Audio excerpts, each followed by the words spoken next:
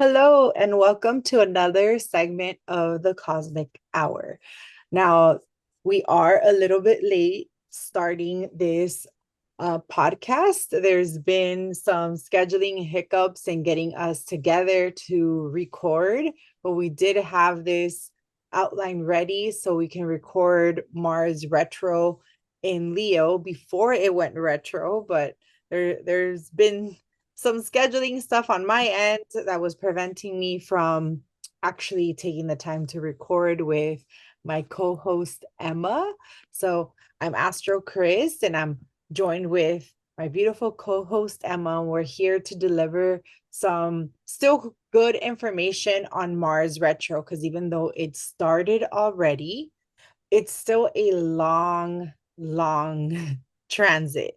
So there's still a lot of information that you're going to get from this podcast that will be useful. We're going to go through Mars and its cycle from like beginning to end. So you might want to, grab a cup of tea and listen and take some notes or like tab, maybe even timestamp some of the cool key things that we bring up. And then at the end, we'll talk about how Mars retro will affect the zodiac signs and what to expect. So we'll start with Mars in the sign of Leo.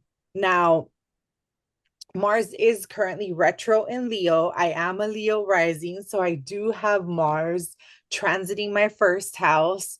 And I am being asked to slow down a bit. So I do feel that slow down. Yet it's something that I can still work with. It's still helping me to produce and do research and be active, but I have to be a little bit more toned down because it is retro. So I'm sure a lot of the people are feeling the same Mars retro energy where instead of taking impulsive action or immediate action right away, you're kind of looking to see feedback from the universe or feedback from your surroundings if it's the right time and place to take action. It's like you're trying to decipher a little more before you even take the action. And that is the retro part that comes in play when Mars is retro. Now, here are some of the key traits of Mars in general. So, this is what Mars stands for. Mars represents action, aggression, courage, ambition, vitality, competition, desire. It's also impatience, lots of energy in our chart, drive. So all these areas, all these keywords are actually affected in our chart. They're affected in our everyday life. We're going to see a different expression. So an example, if you have a job where you're always answering to crisis or you have to be a little bit more action oriented, et cetera, you're going to notice that you are starting to kind of think a little more. Think of the Matrix when Neo is kind of like fighting and has that scene where he kind of slows down and he can see, even though everything's fast, right? But he can see everything in slow motion. This is what that Mars retro reminds me of. It's like he's still fighting, he's still in that moment, but it kind of slows down, like, and you can see things from a different perspective. So you're still taking action, you're still responding to conflict, crisis, or being competitive, yet it's a slower processing, a slower perspective taking that you're internalizing in. Now, Mars retro happens every about 26 months and it lasts about 70 to 80 days, meaning Mars retrograde lasts about 70 to 80 days. So during this time, Mars appears to move backwards in the sky. And this is because the rest of the planets are still moving forward and Mars changes speed. And as Mars changes speed, it appears to be going retro or reverse, but it's not quite that. It's more that Mars is moving a little bit slower and everything else is speeding up. All the other planets are speeding up, and that's why it appears to go retro. Now, since Mars rules a lot of the action taking in the world, right? The way we act upon our daily, everyday lives, how we assert ourselves. We are going to see this play out everywhere. So you're going to see either people that are naturally very impulsive slow down, or you're going to see a lot of aggression and a lot of fights and maybe like a lot of impulsivity, a lot of impatience around you because Mars is retro. So the people that are maybe getting afflicted, because not everyone will be afflicted. Some people can function really well with Mars retro. It actually helps them focus.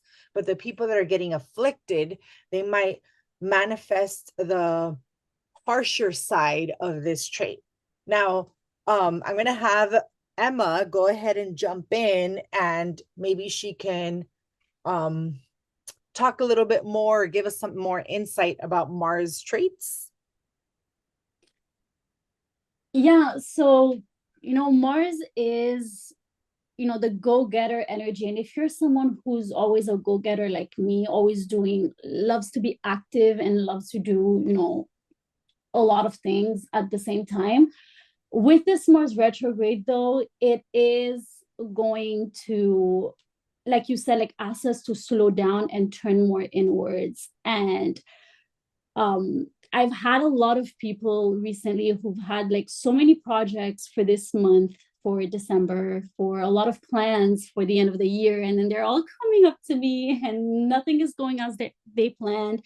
Everything is pushed or delayed, and I'm just like it's not you, like it's the energy. Like we're in a Mars retro, like it's okay to slow down. So that's what this Mars retrograde is going to bring for most of us. And like Krys mentioned, some people are going to feel more with slowing down, other more are going to feel more of that like impulsive, or get more of the shadow side of it.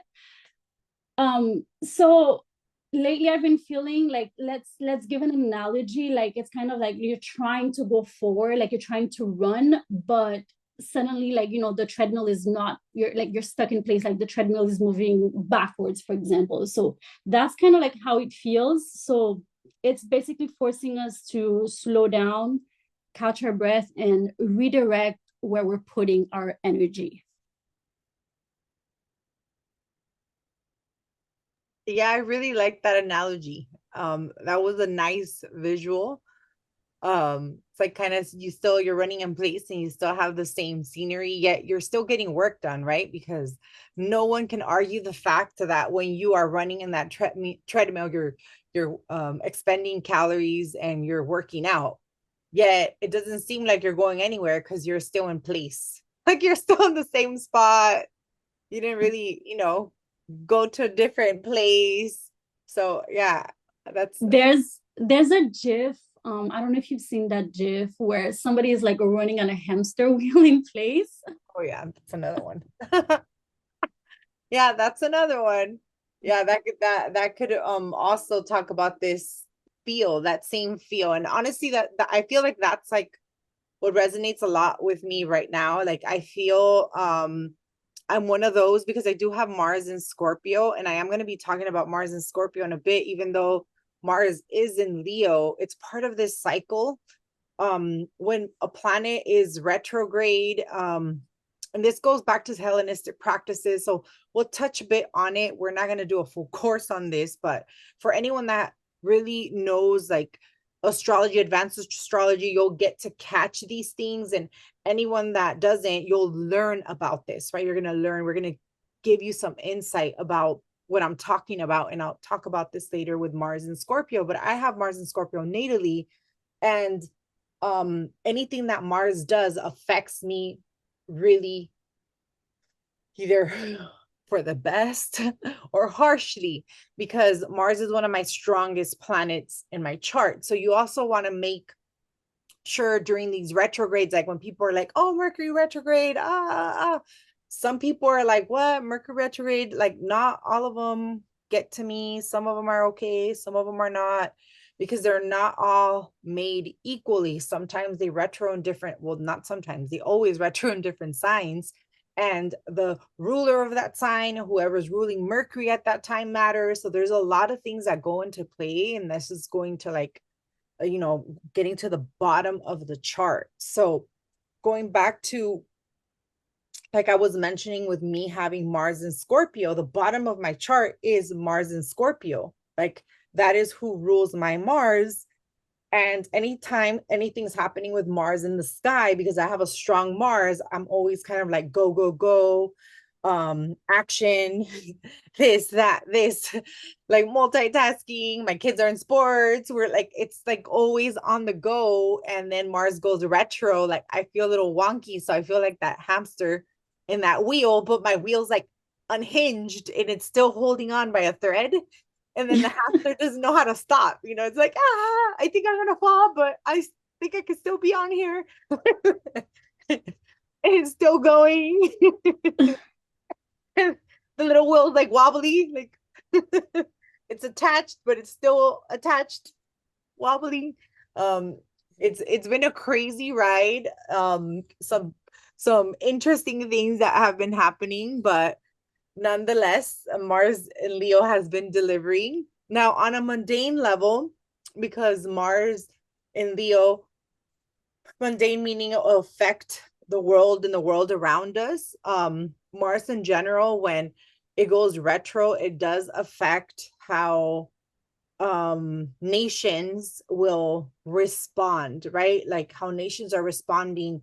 So it will give you a different feel on how the things are developing prior, like, right, everything prior to Mars going retro, you see things change. You see the world change, a different world response. So when Mars goes retro, we're seeing like anything that has to do with nations, global politics, we're going to have a different expression back because now it's changing gears. So be ready for that. There's probably going to be some leadership scandals or leadership resignations. And again, we're just at the beginning of the retro. There's also probably going to be delays and reversals in some key decisions by leaders and governments. And right now, we are having the new president that is going to start appointing his cabinet. He's appointing positions. So you never know if, you know, some of these people accept the position and then later on they say, no, never mind, I'm not doing it. So we might see a lot of like, you know, of that stuff, or even power struggles in general in regard to the selection of these people.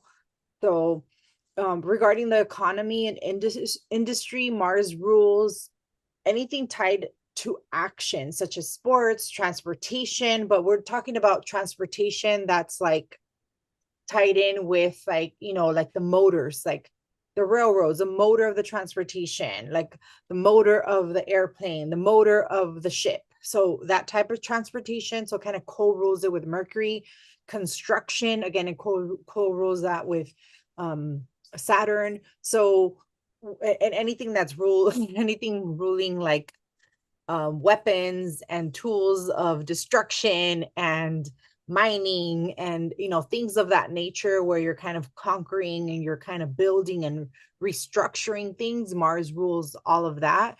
So we're going to see some type of slowdown, setback. So I wouldn't be surprised if anyone in season, like sports people in season, we may see some like news or some more like drama around their season this year because of Mars. We're going to see some stuff happening. Maybe not just injuries or like sprains, but maybe some conflicts, because Mars rules conflicts, Mars rules accidents.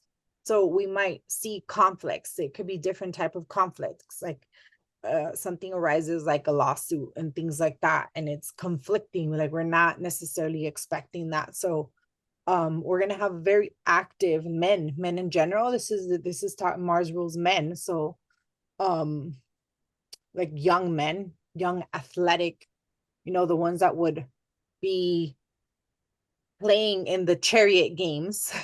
And actually, Mars is also a big attributor to this podcast, because when we started the first podcast, we talked about Mars in Scorpio. So, and we talked about the what was it? Remind me the Yeah, that was our first podcast episode about Mars in Scorpio, and we tied it with the Vegas Formula One event. yes, exactly. Yeah, and we touched a little bit on sports and how, how a good quality Mars can, lead certain people to play certain sports and things like that. So yeah. So Actually, I was looking at our chart, like our podcast chart when we created the podcast, and we had Mars rising. oh wow, I didn't even realize that. Yes, and we put a lot of time into this Mars episode. We actually met up a few times compared to the all the other episodes that we've prepared for, so we can have all the details. So it looks like we paid attention with Mars. Hey, and third time is the charm, because that's literally what we did. We met up. This is our third time, like Mars Yeah.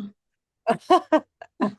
So collectively, health wise and energy, we're probably going to feel some increased energy and then burnout, because that's what happens when you, like, remember that hamster wheel. You're like, go, go, go, go, go. Oh my God, I'm about to fall. I'm about to fall, but I can still do it. And then after, you're like, oh my God, that was like, oh, wow, that was like a challenge.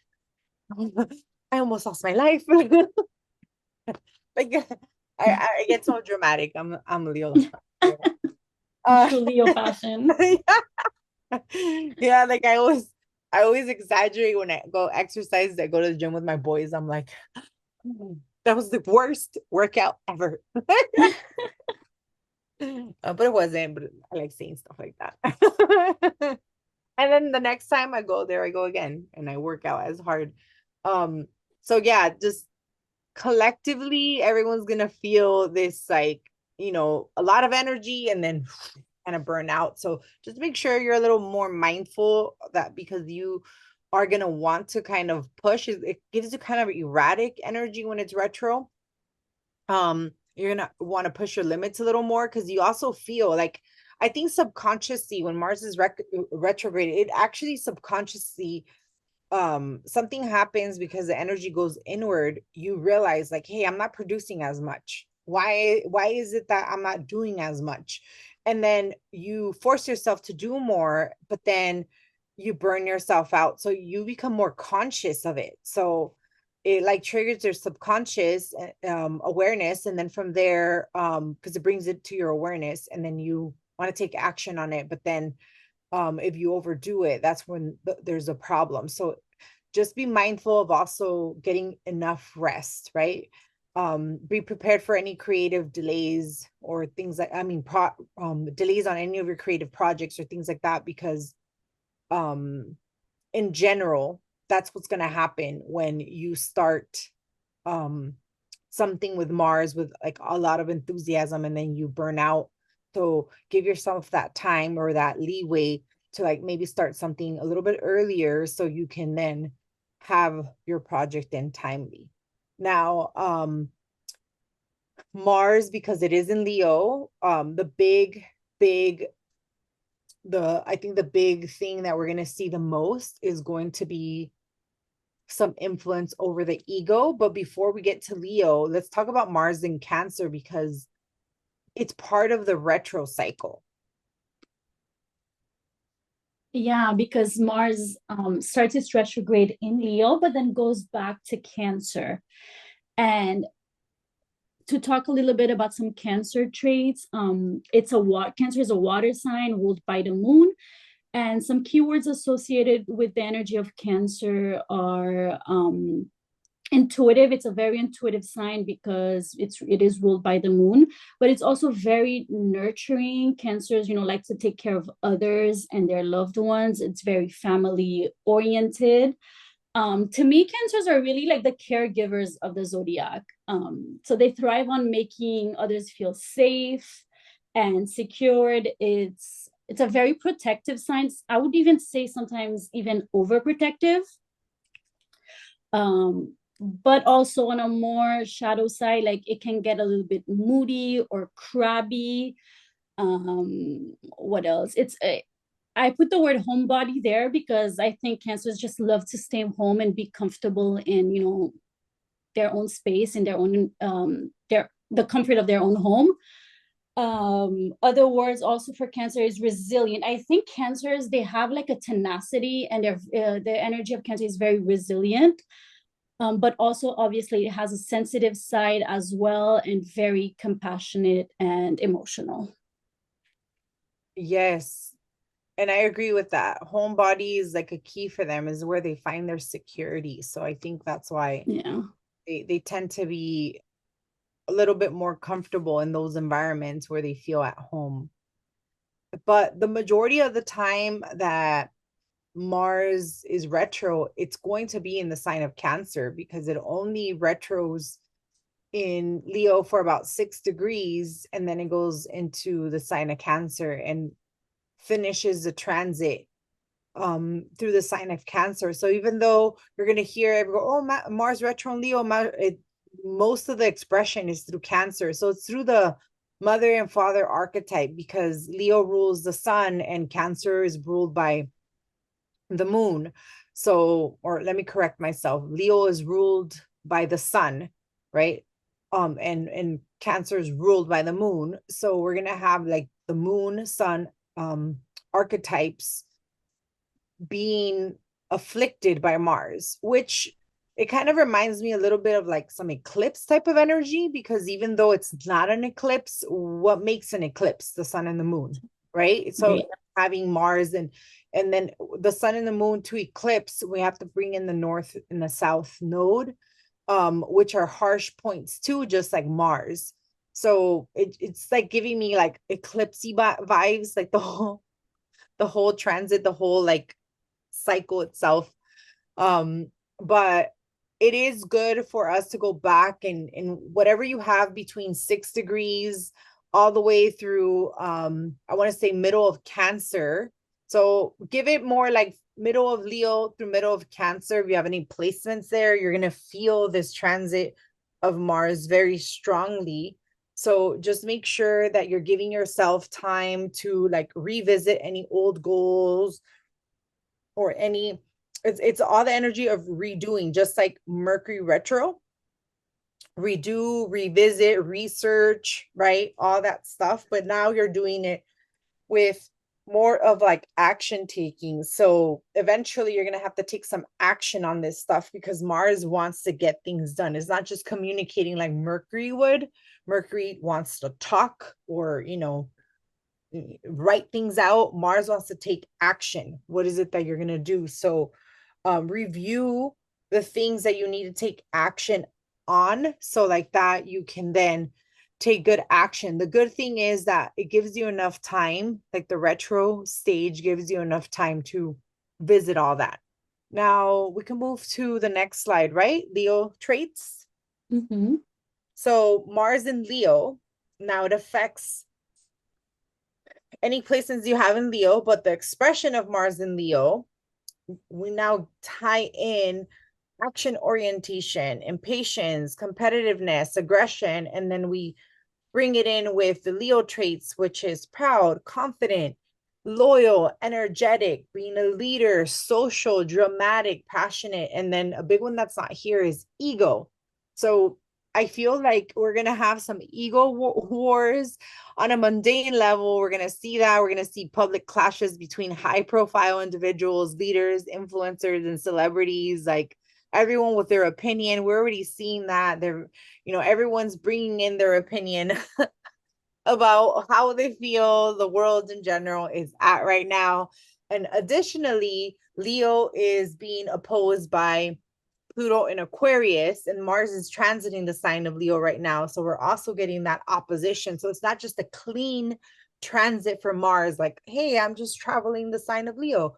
It's also getting this opposition that kind of lasts a little longer with Pluto, because now Pluto is solidly in Aquarius in the first couple of degrees of Aquarius, and Mars got stuck in the first couple of degrees of Leo. So it's like forming this hard opposition for quite some time. So now you're getting this like pushback of like evolve and be more open-minded, yet I'm right and I know what's best for the kingdom.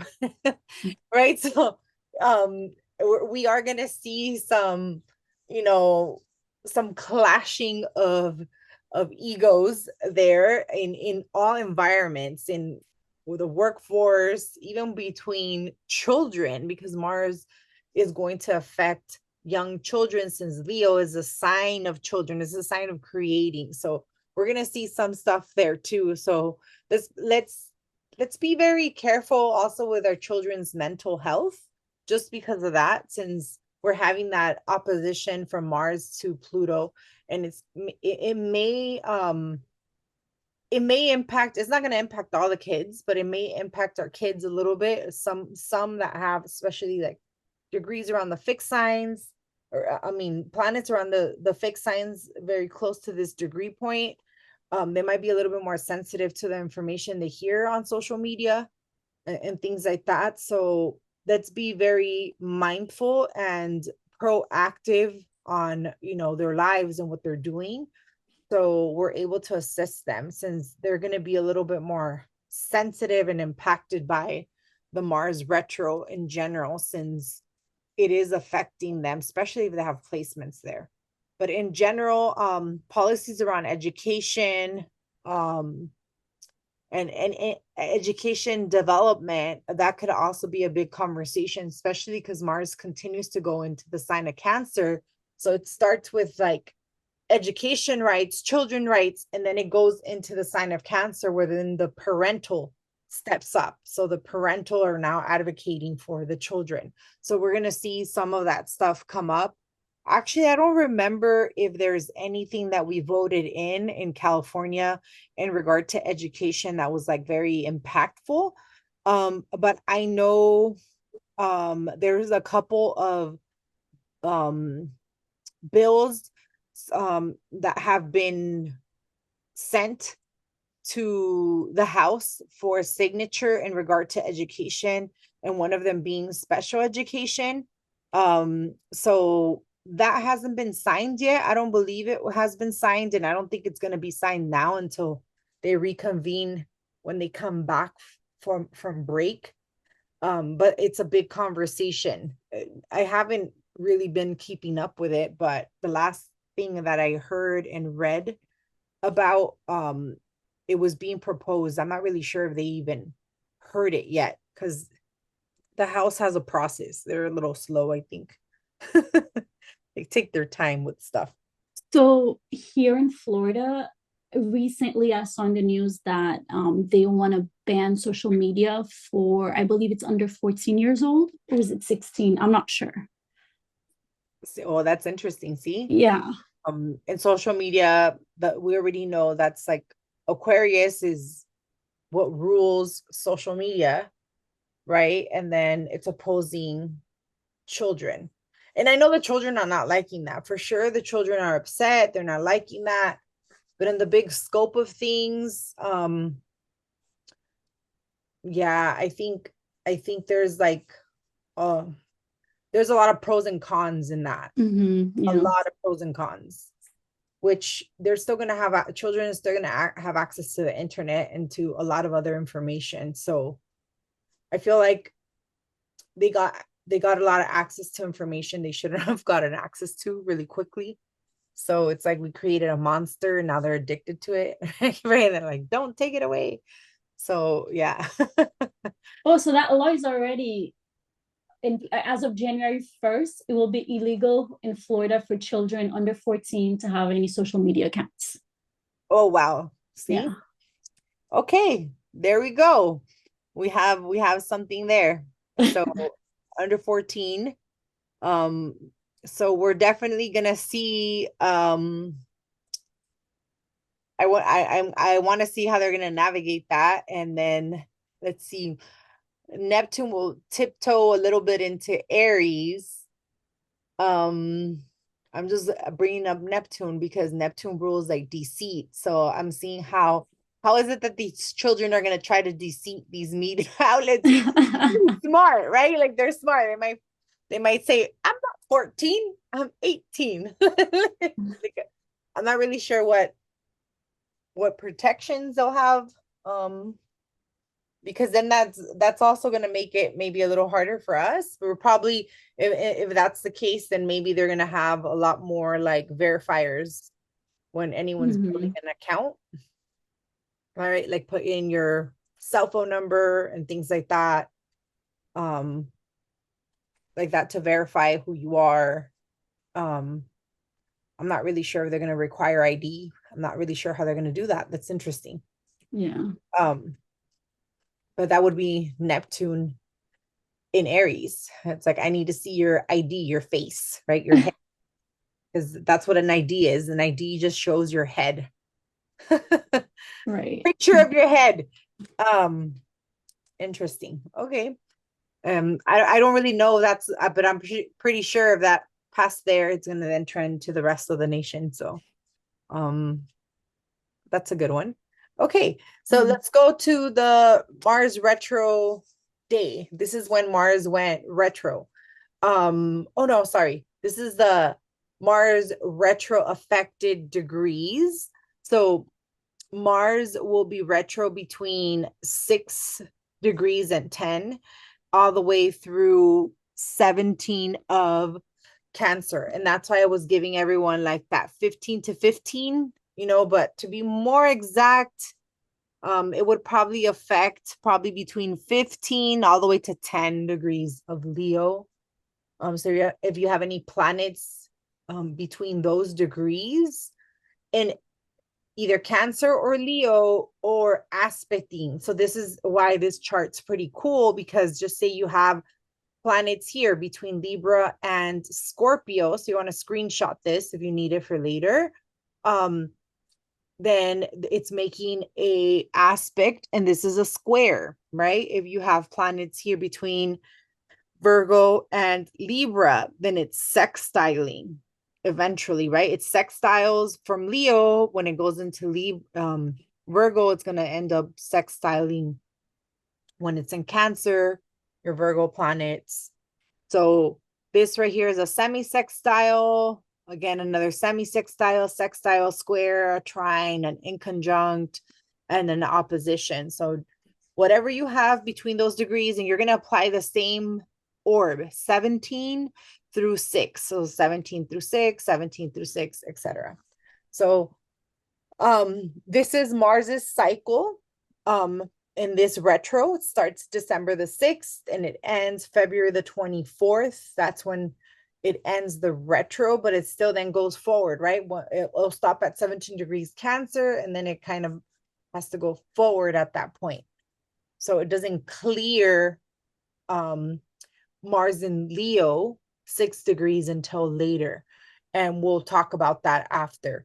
So this takes place every about 1.9 years. So Mars doesn't retro yearly, right? It does it, think about it, every other year. And the last time we had Mars retro, let me see if the next chart shows it. No, this one just shows us from the beginning of the cycle, when it started the cycle, and then as it starts the cycle and goes through the signs. So how much time Mars will spend in all the signs, and as of what date, etc. So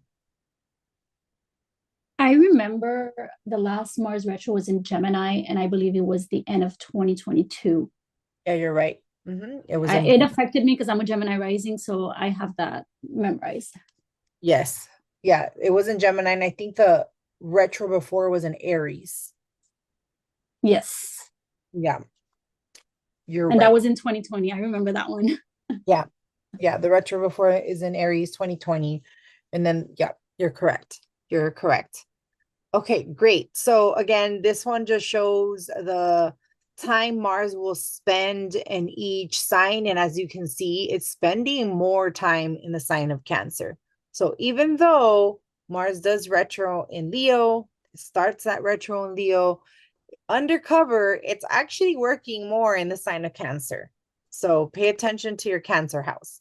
Now, Mars ingress Scorpio. This is the chart when Mars went into the sign of Scorpio. And then the reason why we're using this chart is because if you look at this right here that I put on the side, and all these things, all these charts and graphs and things like this, I got from astroseek.com, so you can grab your copy from there as well. But this is the beginning of the cycle, because this is when Mars became a morning star. And we also had Mars conjunct the sun, and that's how it becomes a morning star, right? So if you look at Mars, it's at 25 degrees and the sun is at 25 degrees, 36. So that's a new cycle. Every time Mars conjuncts the sun, it brings a new Mars cycle. So from this point on, Mars ingress Scorpio, and I said I was going to talk about this later. This is why Mars in Scorpio is important. It started this whole retro cycle because Mars has not conjunct the sun since then. Now Mars is in the sign of Cancer and it's transiting Leo, right? But it hasn't conjunct the sun since then. And I found it interesting that the ascendant for that time is 5 degrees of Leo, and that's actually very close to the point where it retroed. So it's like retroing on the ascendant point. And that's interesting to me. Now, this is based on Los Angeles. It's going to change a little for every area. So I think for Eastern time, it's Cancer rising. And it's around the same degrees where it stops the retro. So just showing how impactful the Mars cycle is connected to the nation. I didn't cast the charts or included the charts for the Eastern time, because then this will be like super long, but you can do that on your end. It's not something that's really important to see or to understand while you're listening to the podcast, but it's cool to point out for anyone that wants to like geek out over this stuff. But this is very important because, as you can see, you can look at how Mars was interacting with the rest of the chart. And something else that we noticed was Mars has a aspect to Saturn. It's a house aspect because Saturn had just gone into the sign of Pisces. So at the same time, when Mars is creating a new cycle, we have Saturn ingressing Pisces. It happened a little bit before the Mars exact conjunction, but it's still very close. So then that means the Saturn ingression, the chart is pretty similar to this, which is very interesting to see, because Mars and Saturn, when they play nicely to each other, they're very good friends. So we also have the nodes in the like earlier, or want to say the later degrees, because the later degrees means that the nodes just went into the sign, those signs, versus when the nodes are in lower degrees, they're about to exit because they travel backwards. So right here, Mars is still ruling the north node at 23, and Venus is ruling the south node, and they're both in dignity. So we have Mars in Scorpio, we have Venus in Libra, and they're ruling the nodes. So even the nodes are starting like another cycle that's about to end. So we have some cycles that just started around this time. And it was quite interesting to see when I casted this chart. Let me see what else I noticed. And again, as you can see, just like, off like really quick looking at the chart, there's more positive aspects than conflicting aspects. We have sextiles, we have trines, and also Mercury was in Sagittarius. We're actually recording right now as Mercury is direct in Sagittarius. And I think it's exactly at this degree right now. If not, it's at 10 degrees. But I think it might Let me check. maybe at 11. Yeah, and there's like mainly good aspects to everything on this chart other than this opposition, right? And it's more of a separating opposition because Uranus is at 20 degrees and the sun and Mars already passed that point. They're moving on. Eventually they move to 26, keep moving forward, and then go into Sagittarius. So this chart itself was very promising with a lot of positive aspects, but yet Uranus bringing a lot of surprises and changeable, unexpected things. Did you get the time? Yeah, it was it's at 9 degrees right now. 9 degrees. Okay, so it's Yeah. about to be 10 degrees. Okay, cool. So yeah, it's very close to this 11-degree mark. Interesting. Okay, so then now we move past. Obviously, there's a bunch of other dates that happen. We're not going to go through all those ingressions. I'm just kind of pointing out like the key points of the cycle, just because this is how you would analyze the quality of a transit, of the quality of a cycle for a planet and how it was expressing over and over and over.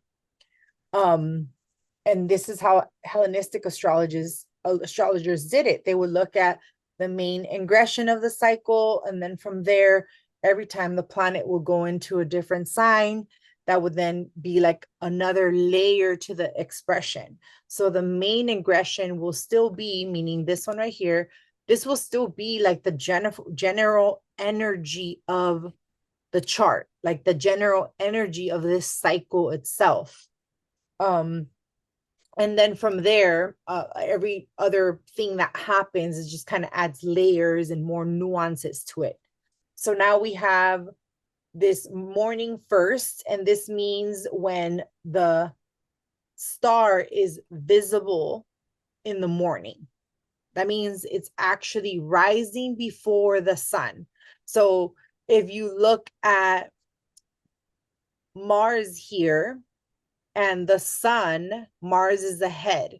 So as we go this way and the sun and Mars progress this way, Mars will rise before, and then you can see Mars first, right before the sun comes out, and then the sky is no longer dark, and then Mars disappears. This is the first time Mars appeared because it was far enough, it was far away enough from the sun.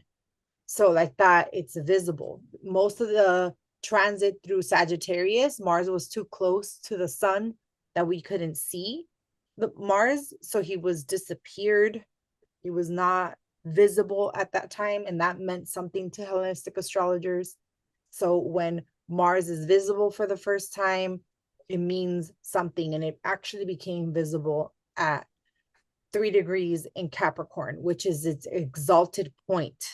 So it conjuncts the sun, gets a new narrative, a new agenda, a new directives, new flavor in the sign that it rules, Scorpio, and then it's born again or reborn. Like it becomes like a young adult. It leaves home in the sign of Capricorn, and that's its sign of exaltation. Another thing I just noticed is that Venus is at 12 degrees in Sagittarius, which is very close to that degree where Mercury was at. And the reason I keep pointing that same degree is because that's where Antares sits. Antares is very close, which is anti-Aries. That's what Antares stands for. It's a fixed star, and it's very close to that point, that degree. It sits at 9 degrees in Sagittarius. So it looks like he's playing a big part in the charts as these developments are happening. And we're gonna bring in Regulus. We're not necessarily talking a lot about the other big stars, but even Saturn's on Fomalhaut, and then Saturn was on Fomalhaut here because it's at 2 degrees. Oh, interesting. Oh yeah, the part of fortune was on the um the fixed star for Archangel Michael. Um so I guess all the stars, the fixed stars are kind of they're showing up, huh? Without us. Right. Yeah, it's Aldebaran without us kind of wanting to talk about them. And this one right here, like I said, Regulus, not Regulus, Antares sits at 9 degrees Sagittarius, and then Aldebaran is at 9 degrees, and it happens to be right on the midheaven as well. So it looks like the fixed stars are, other than Regulus is right here. So there's nothing here other than Saturn opposing that point, but there's no other planet there. But Regulus does play a part in this cycle. So this whenever we look at Mars rising as a morning first, it was important to us because this will symbolize how the nation, how mundane the nation, it's like, everyone, the government, the people will feel the energy of Mars. And when we look at the aspects, it has mixed, right? It has trines, sextiles, and some oppositions, but mainly Mars is making good aspects. Mars is making a trine to Jupiter, it's making a sextile to Saturn, which is the ruler. It's part of a minor grand trine here with Jupiter and Saturn. So it's actually playing really well, while the other planets like Venus and the moon and Mercury, they're the ones making like a difficult aspect to Neptune. But it's mainly Neptune. So triggering the galactic center, Neptune sitting on the galactic center.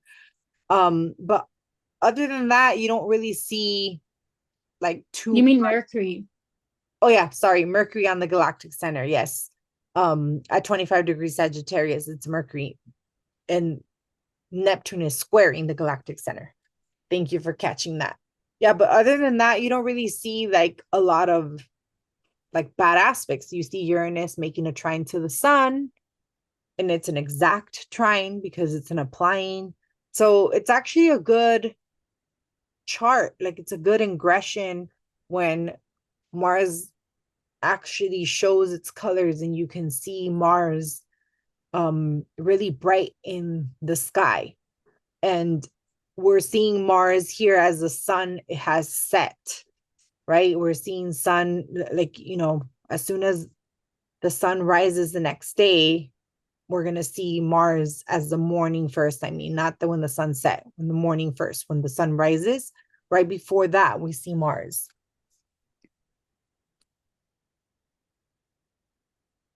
Okay, and then this is the ingression of Cancer. But before, was there anything else that we needed to talk about with this phase? I thought there was a different chart that followed this.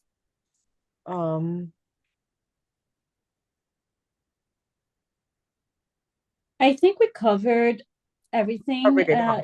You covered the Hellenistic part of it too, right? Okay, so let's move on. Um, okay, so now this is Mars ingressing into Cancer, and this happened on September the 4th. And we skipped through the other ingressions because, again, they're not part of the retro cycle. But if you were looking at the entire cycle, you want to look at those charts too. So then Mars enters Cancer, where its energy is more indirect and emotional. So this set like the stage for themes of family dynamics, national security, and also our emotional defenses, because that is what Cancer does. It actually protects our emotions. And then when Mars is there, it's way more of a protector. And we can become a little bit more defensive, a little bit more protective. And this is kind of why, in a way, Mars is known to be in a sign that is his debilitation, because Cancer is more nurturing. It's supposed to be sweet. It's supposed to be this type of protection that's like, come here, I'll hold you, versus like, I'll protect you by I'll take over and kill that person, or like I'll conquer that for you, right? That's more of that energy of Mars.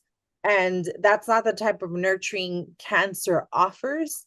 And when we have Mars in the sign of Cancer, you then have this nurturing expression needing to be a little bit more feisty, needing to be a little bit more aggressive, or maybe advocating a little bit more.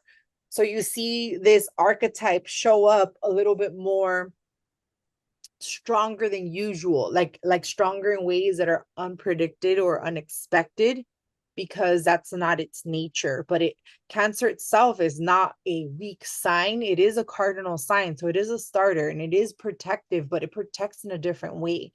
I still believe Mars functions well in Cancer. I've seen it a lot with a lot of military men go into, like, a lot of people in the military have Mars in Cancer, so they fight for their nation. I also see it a lot with like cooks and chefs. So they're dealing like with weapons, but they're like chopping food. So it really does work, but or even Mars in the fourth house. Um, those people like to cook, or like, play with knives, but like they're cooking and chopping, and they have good knife skills. So I feel like it still works. You just need to channel it in a correct way, but it's not gonna be the same. Like if you want, if you want to express it in like a very nurturing way, maybe it's not gonna be the same. I also see it often really well expressed in people that go into the healing industries, like nurses, doctors, but they have to have some type of crisis type of energy in what they do, like working in the emergency room or surgical room, but not necessarily being the surgeon. Like they're like responding and assisting, but they're not the ones in charge. But they're really good at responding to the crisis, and the people that are doing the surgery itself, they're the ones that have the real good dignity Mars. But they're surrounded by Mars and Cancer because they want to assist and help. But in general, this Mars and Cancer ingression is a little harsher because there's squares to the other cardinal signs and the nodes, right? You have an opposition that's not perfected, but it's going to perfect eventually, because Pluto's in the last degree of Cancer. Um, and then we have Mars like squaring the moon, the nodes, the south node, like Venus. And so it's a little bit harsher in its expression when Mars ingressed to the sign of Cancer, in this chart. And it also happens to be in the eighth house. I'm not sure if you want to add anything. Yeah, the only positive aspect Mars is making, it's not even exact, it's only By by house. sign, yeah. Like a sextile to the sun, but it's not perfected yet because the sun is already at 12 degrees. But besides that, yeah, like the square to the node and the moon is a little harsh. Yeah, and it's also making a trine to Saturn, but it's by house as well. Yeah. And the sun and Saturn are not getting along, so there's an opposition. So it's like Mars is the one that's like mitigating between them, which is usually not the greatest at mitigating, which is interesting. Yeah, Saturn, this way, like now I gotta be all emotional and shit. yes, exactly. Saturn's usually the one that likes to do that. Like he's the more Yeah. stable. But now it's like the father and the grandfather are fighting, and here comes the grandson to help and mitigate. It's kind of interesting. Okay, so let's move on to the next chart, which is Mars ingress Leo. And now we're getting closer and closer. So this is when Mars went into the sign of Leo, and it was right before we voted a new president in. And both the presidents that we had on the table, or the president elects, they both had Mars in Leo. So this Mars cycles affecting them both equally. Emma and I, we had discussions back and forth over and over, and it's just interesting to see because you can't just predict on Mars alone who was going to be the victor, like, right, who's going to win the election. But um it's interesting to see how Mars does play a big role in the election itself, and he's making his presence known throughout the election, and the inauguration and things like that. But what I find interesting with this chart is now we have Mars that is at 0 degrees, but it's now aspecting the nodes. So when we had Mars go into the sign of Cancer, it was forming square to the nodes. Now it's forming a trine to the nodes. So it's like trying to wrap up our karmic collective purpose, unless you have your natal nodes in Libra and in Aries. But if you are just having the Libra, Aries transit because you don't have them natally in your chart, you're just along for the ride like most of us because we don't have these nodes natally, then we're kind of wrapping up the karmic tide, right? Another thing I just noticed right now that just popped up is look at the moon. It's at 11 degrees in Sagittarius. That 11 degrees is really being triggered. Yeah, it's that 11, 12 degrees, yeah. And Sagittarius really being part of this whole conversation. um yeah, and Mars makes a trine to Mercury. This is before Mercury went retro, so Mercury was also doing its own thing, kind of working on those degrees over and over. And then the sun happens to be in Scorpio, which is the sign in which Mars first made its new cycle, the new conjunction. Remember, Mars conjunct the sun in Scorpio at 25 degrees. And that's what started this Mars cycle. Mars has not touched the sun. He has not met up with the sun yet. Very close. Look, he's creeping up. He's about to catch up with the sun, but not yet. And then he retros and the sun keeps going forward like, oh, you're ha, not yet. You're not yet quite as close to me. But it looks like Mars is almost about to catch up with the sun, but no, it's gonna retro and the sun keeps going. So to make it easier, it's kind of like the moon cycle. You would be like the third quarter phase of the moon to give exactly. you a visual. Yes, it's a third quarter phase, but then it kind of fakes you out because then it reverses back Yeah. to a full moon. So this is why when I saw this, I was like, we need to bring up the beginning cycle because it's important. Because now, not only did we have a new cycle with the sun and Scorpio in the same sign, the same ascendant was being triggered. So now we're having these fixed signs again. We're having to work with them. We're having to deal with something with them. And then we had Saturn right on the midheaven. So we were dealing with government policies. Like this is, and it was true. The nation was very busy. You see, the moon represents the nation. We actually have Sagittarius rising. Rising. Actually, is our rising 9 degrees or is it 8? I think it's 12. 12? Yeah. Hold Okay, on. I have the chart right here. Yeah, 12 degrees. 12 degrees. Okay, so it's like right on the nations. So yeah, the see again, it's really tied in with the nation's experience. So what was going on with us during this time? And I mean, I know it was like a very dramatic time. I took a step back. I had my opinions. I said my opinions. I expressed my opinions on what was going to happen, whether I liked what was going to happen or not. It is what it is. I saw what I saw. I did not change my opinion. And that was that. And I decided to take a step back because I saw this cycle. And like I said, I have Mars in Scorpio.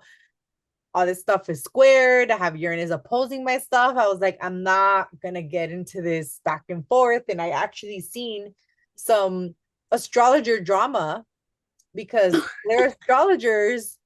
They gave their opinion. And when they gave their opinion, some people were lashing out on them. Oh, you're this, you're that, you're this.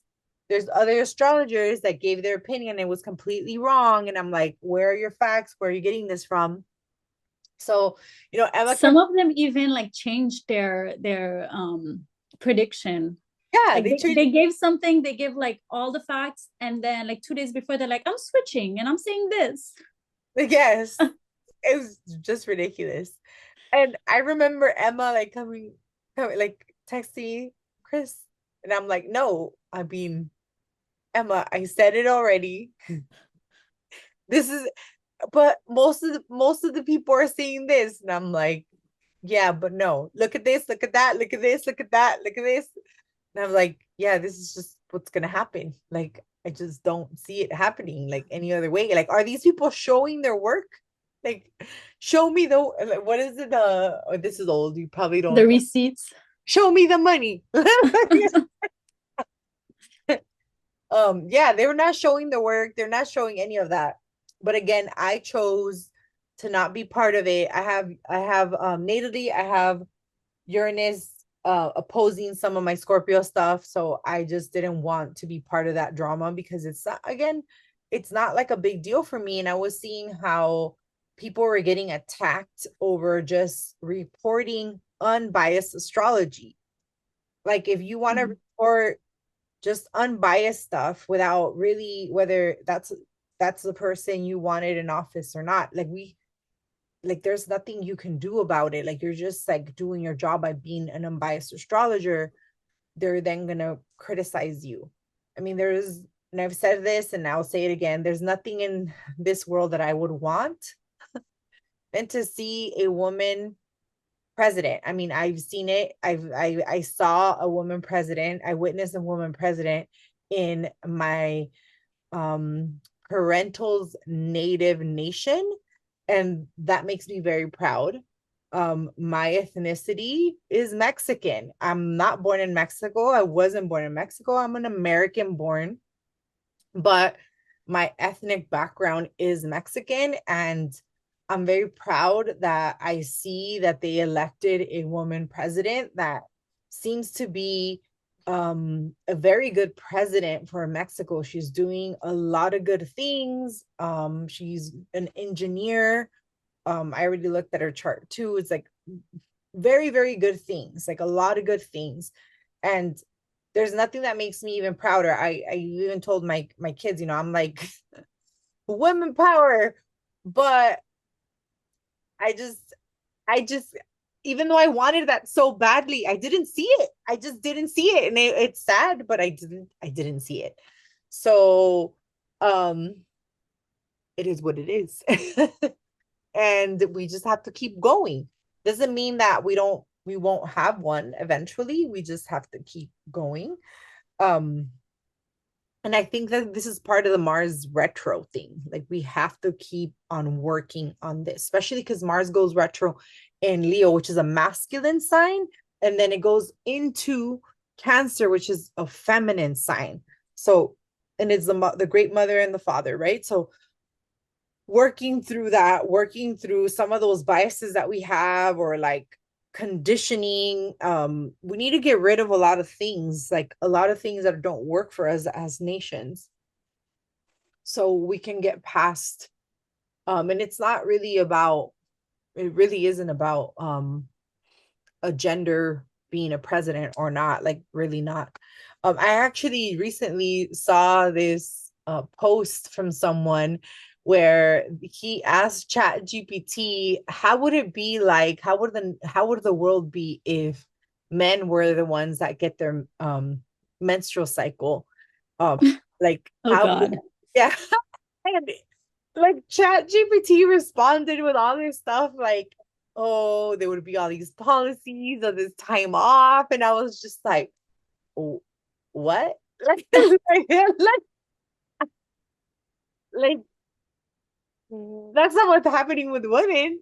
And it hasn't happened like our menstrual cycle hasn't even been studied the way other diseases and other things have been studied, and it's what creates life. And it hasn't even been studied like that. It's like it's always been like it's just your thing that you have that happens every month. Like I like think Chat GPT's answer was very dramatic. um you think so? Yeah, I function normally on my cycle. um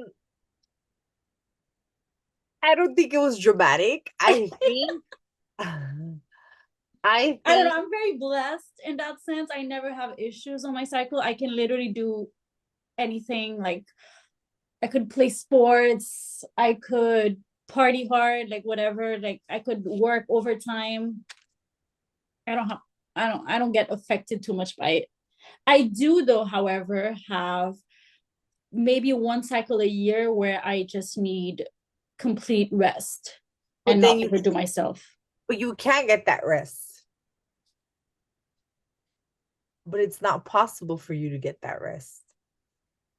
You need to Well, still I make my own schedule, so it's different in my case, but I get what you're saying. do you get what I'm saying? Yeah. Like and then there's women out there that are not blessed with a Yeah, cycle. no, I know. I have a lot of friends when they're on their cycle, they can't function. And I'm like, I can't relate. I'm sorry, I don't understand what you're telling me. Yeah, there's so many. Like my cycle's also not like that. Um, but like everyone around me, that's how where I know how it affects me. I am more moody and I'm more feisty. Yes. Yes, same. Or Like I may watch a movie and cry. Usually I don't cry. yes, and I have no patience, right? It's like Yeah. and that's when I know like, oh, okay, I need to chill out. Yeah. But I But have friends, I'm like, do you want to go do this? And they're like, no, I can't. I'm on my period. I'm like, what? there's people that are more like they're like it hurts their Yeah, body. they're in pain. Yeah. Yes. Yeah, like they So can't get up. They're in pain. I'm like, oh my God, I'm sorry.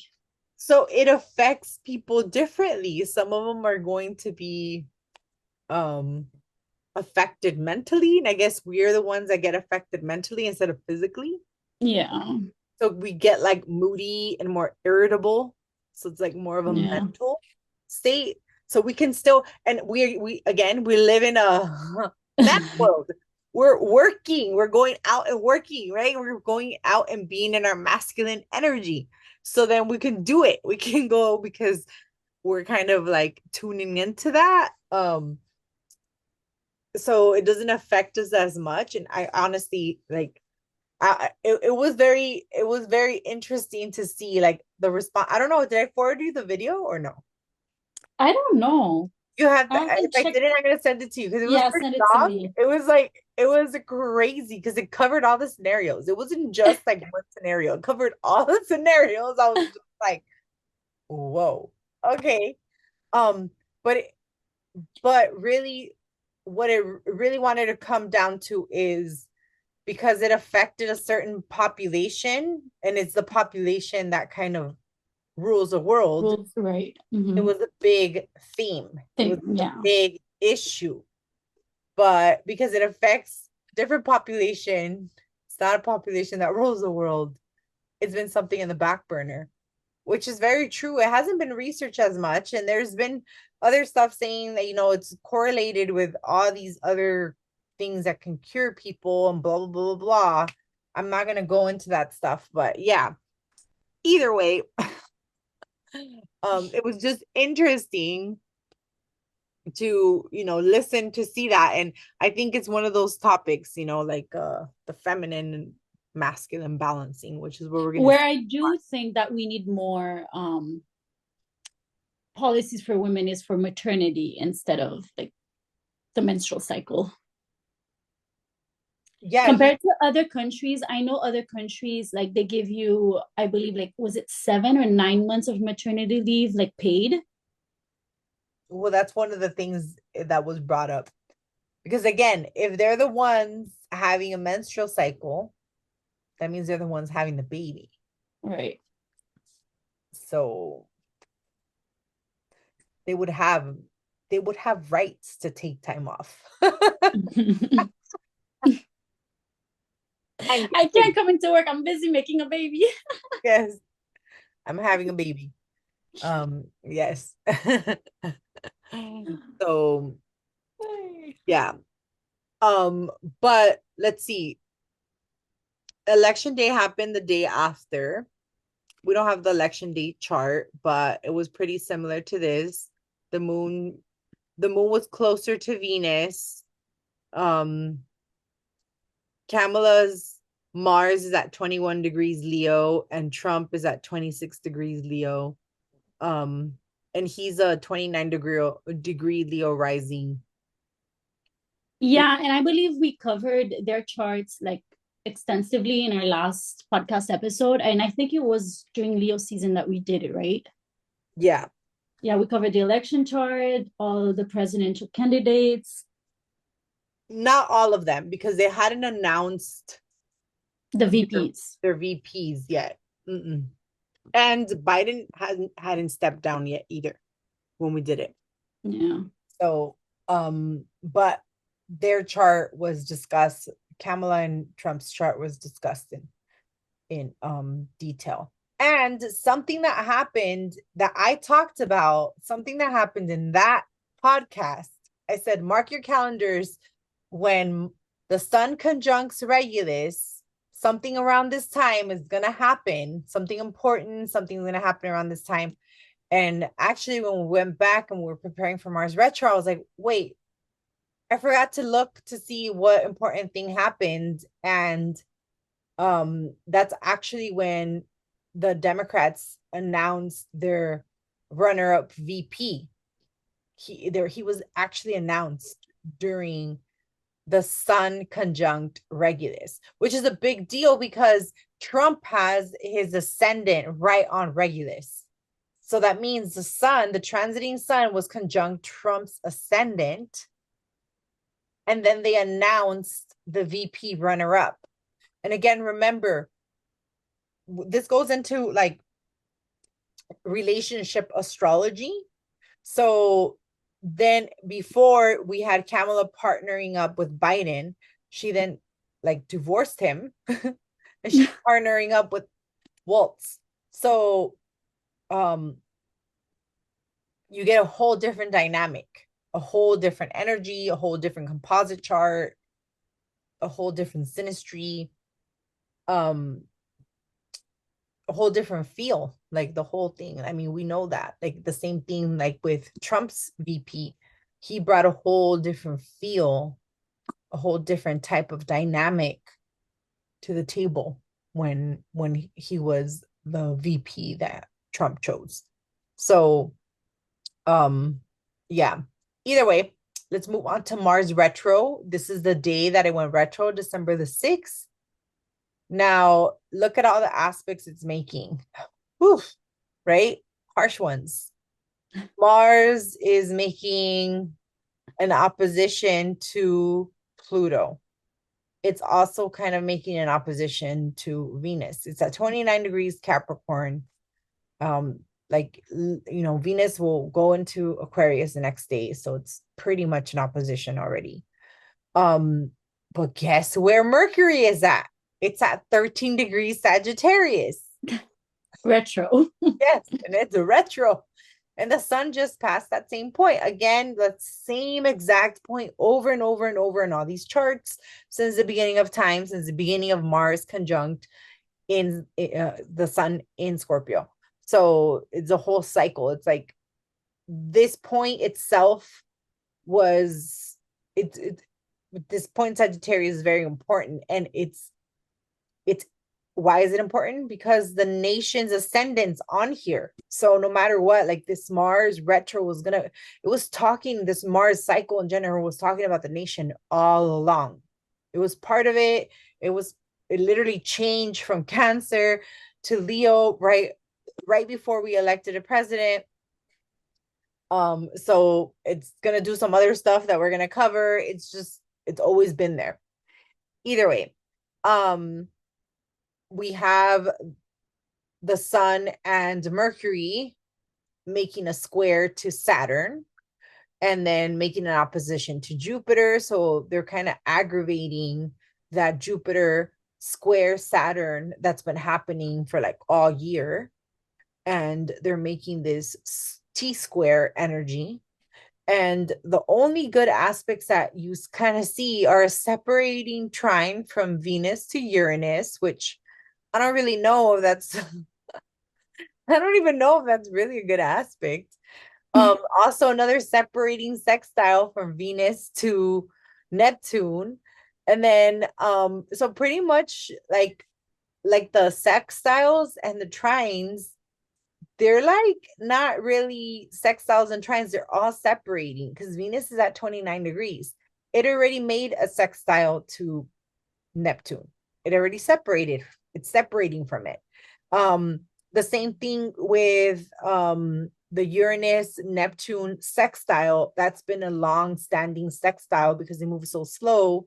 Like they've been holding that sextile, so it's not something that's really impactful. So, I mean, as you can see, this Mars Leo retro, it's a little bit more wonky. It's not as smooth as the other charts. There's a lot more push and pull and affecting our actions. And actually, Mars rules the energy of the square, and Saturn rules the energy of the opposition. So mainly, there's mainly squares in this, and you see like the moon in Aquarius at 24 degrees squaring Uranus at 24 degrees. So it's all these squares, right, that we see. And then we see some oppositions from Jupiter to the sun. So it's not necessarily like the nicest chart that we've had. This cycle just shows us that internally we're doing a lot of work, we're reassessing. It's very ego driven on our actions. There's a lot of stagnation, a lot of leadership dilemmas. And I mean, honestly, I do feel like the country does feel very divided. I mean, after every, like even now, like we already know who the president's gonna be, and like the country's not, some of the countries not liking it. Like they're just not liking it at all. Um, And Mars is also barely making any aspects besides the opposition that it's making to Pluto and Venus. I exactly, mean, even with the trine to the nodes, but again, like it already perfected, so it's barely aspecting anything. exactly. And it does have the part of fortune very close, but that's it. The only aspect that it's making is in opposition to Pluto, which I don't really consider to Pluto and Venus. I don't really consider the that like a real good aspect. Like that's actually worrisome. Yeah. So what are we seeing? Again, a lot of power struggles, all those themes we talked about, right? But what can we utilize this time for? Again, to reflect on our past actions. So what is it that it fuels your drive? You know, you're going to revisit. You have to revisit your projects, your pursuits.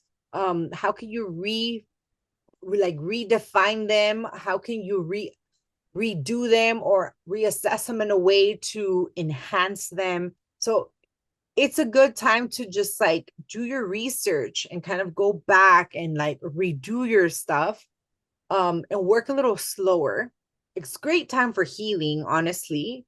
But it's not a lot of time. It's not the best time for you reacting on any hurt, um, like, or any situations that are hurting you, unless you've thought things through. You can always act on when any planet is retro, but you needed to have thought about the scenario 3 times at least, because if not, it's not going to go your way. It's not going to be as clear.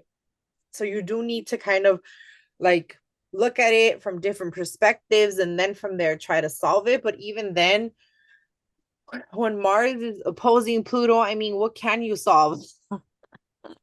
What can you solve, right? With it's it's a lot of power dynamics. Maybe a lot of disempowering things. I mean, a lot of people are gonna get triggered with they're not feeling they're not feeling themselves right now. They're not feeling real well. They're feeling like because Mars and Pluto have they have one thing in common. They both rule Scorpio. They both rule that archetype of Scorpio. So they have that in common. But Pluto's much more deeper. It's like much more psychological. So right here, Mars is kind of like opening the psyche. So we really have to be careful. Because you'll get like that like that confliction, that like, oh, I don't really know what my purpose is. I'm not really sure what I'm doing. Is this the right thing to do? Or it could even trigger depression, you know. I think everyone gets depressed from time and time, but some people have like a clinical depression where we have to be careful, right? So, we need to be very, very mindful of what we do and how we internalize the internal things that we say to ourselves, and then learn how to externalize when we need help, or even be a helping hand. A lot of the times you might be doing great and then there's people around you. It's like your surroundings that are not doing that great. So then that can also affect you. So it might be you like just witnessing all these people that are struggling right now.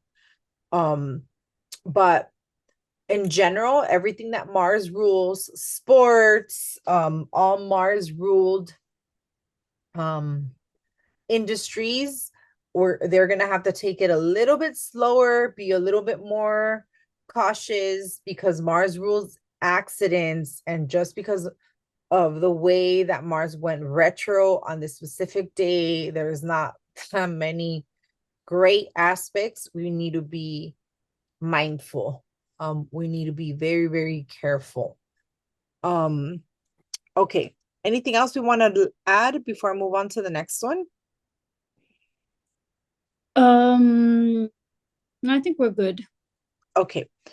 And then this chart. So this chart is, I thought this was very interesting to discuss and bring as part of the cycle, because the orbs of the planets are not exact and they have like this oval shape as they orbit um around, right? And as they're orbiting the sun, they're not like perfectly circular. So there's going to be times where they get closer to some stars and further to some stars or planets. And during this orbit of Mars on January the 12th, just 8 days before the presidential inauguration, Mars is the closest it will be to Earth, meaning it's going to be more visible, more brighter, more impactful. And in Hellenistic astrology, whenever the planet was more close to the Earth, it was more influential. Now, when we look at not the stars, the aspects that the planet is making, we see a nice trine to Neptune. So finally, we can say, oh, thank you, Neptune, for like giving Mars like a spiritual warrior type of feel. At least you're doing something good here. Because Neptune's a little troublesome sometimes. He's sneaky. That's why he likes to sneak around. So this chart looks much better than the ones in the past. We no longer have planets in the Sag in the Sag arena, but we do have Jupiter at 12 degrees in Gemini, making an opposition right to that same degree. So it's still triggered as an opposition, that same exact degree. Um, but in general, I feel like there's like a lot of good aspects during this day.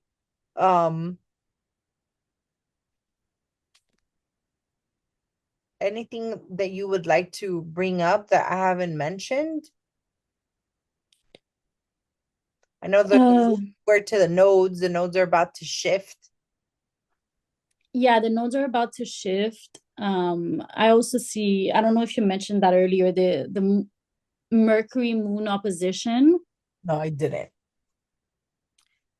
Yeah, Mercury at 5 degrees of Capricorn is opposing. It's actually an exact opposition, 5 degrees of Cancer. Yeah. Yeah, so that shows the people itself, like they're gonna be conflicted, like they're the way that things are developing, there's something conflicted. But then I think Venus is mitigating this by making a trine to both of them actually. And Yeah. Venus is in Pisces, and even though Venus is in Pisces in the sign of exaltation, Venus gets along really well with Saturn. So it's the only planet that can like handle Saturn's energy. And actually it can handle Venus energy too, because I think Venus sometimes could get lost in love, right? Sometimes we with these rose-colored glasses and we're not being realistic. When Saturn is involved, it kind of grounds Venus a little bit.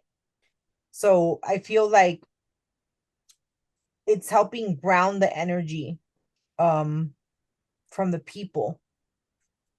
Maybe authority is, those in authority are giving us a little bit more of a stable promise or stable energy. Even though Mars is still in the sign of Cancer, you can still feel like, Mars getting closer to the moon. You're still going to feel the effect, but not as, I guess, not as bad, because the moon is getting some help from Venus in her exalted state, and Venus gets help from Saturn. Right. Yeah.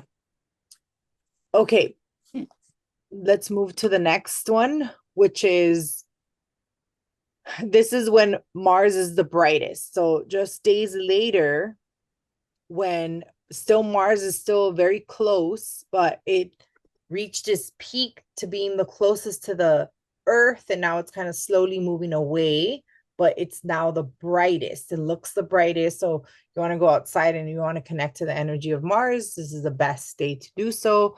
And this is around closer to midnight, because the sun is down here, right? And look at Mars, it's in opposition to the sun. So it's almost completely opposite. So this is again the full moon state. Think of that, the full moon, right? But you'll probably see Mars very bright in the sky, like a red color energy, because that's the color of Mars. He's very noticeable. There's no way, Yeah. when you go out and you look at Jupiter, you look at the other stars, they have more, like Jupiter has more of yellowish white color.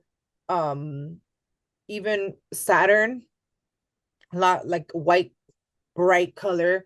But you look at Mars, he's red. Mars is red. There's no way to confuse Mars with any other star. And Antares is actually red too. So, yeah, you're gonna be, Yeah, I tried looking at Antares once with my telescope and it was so intense.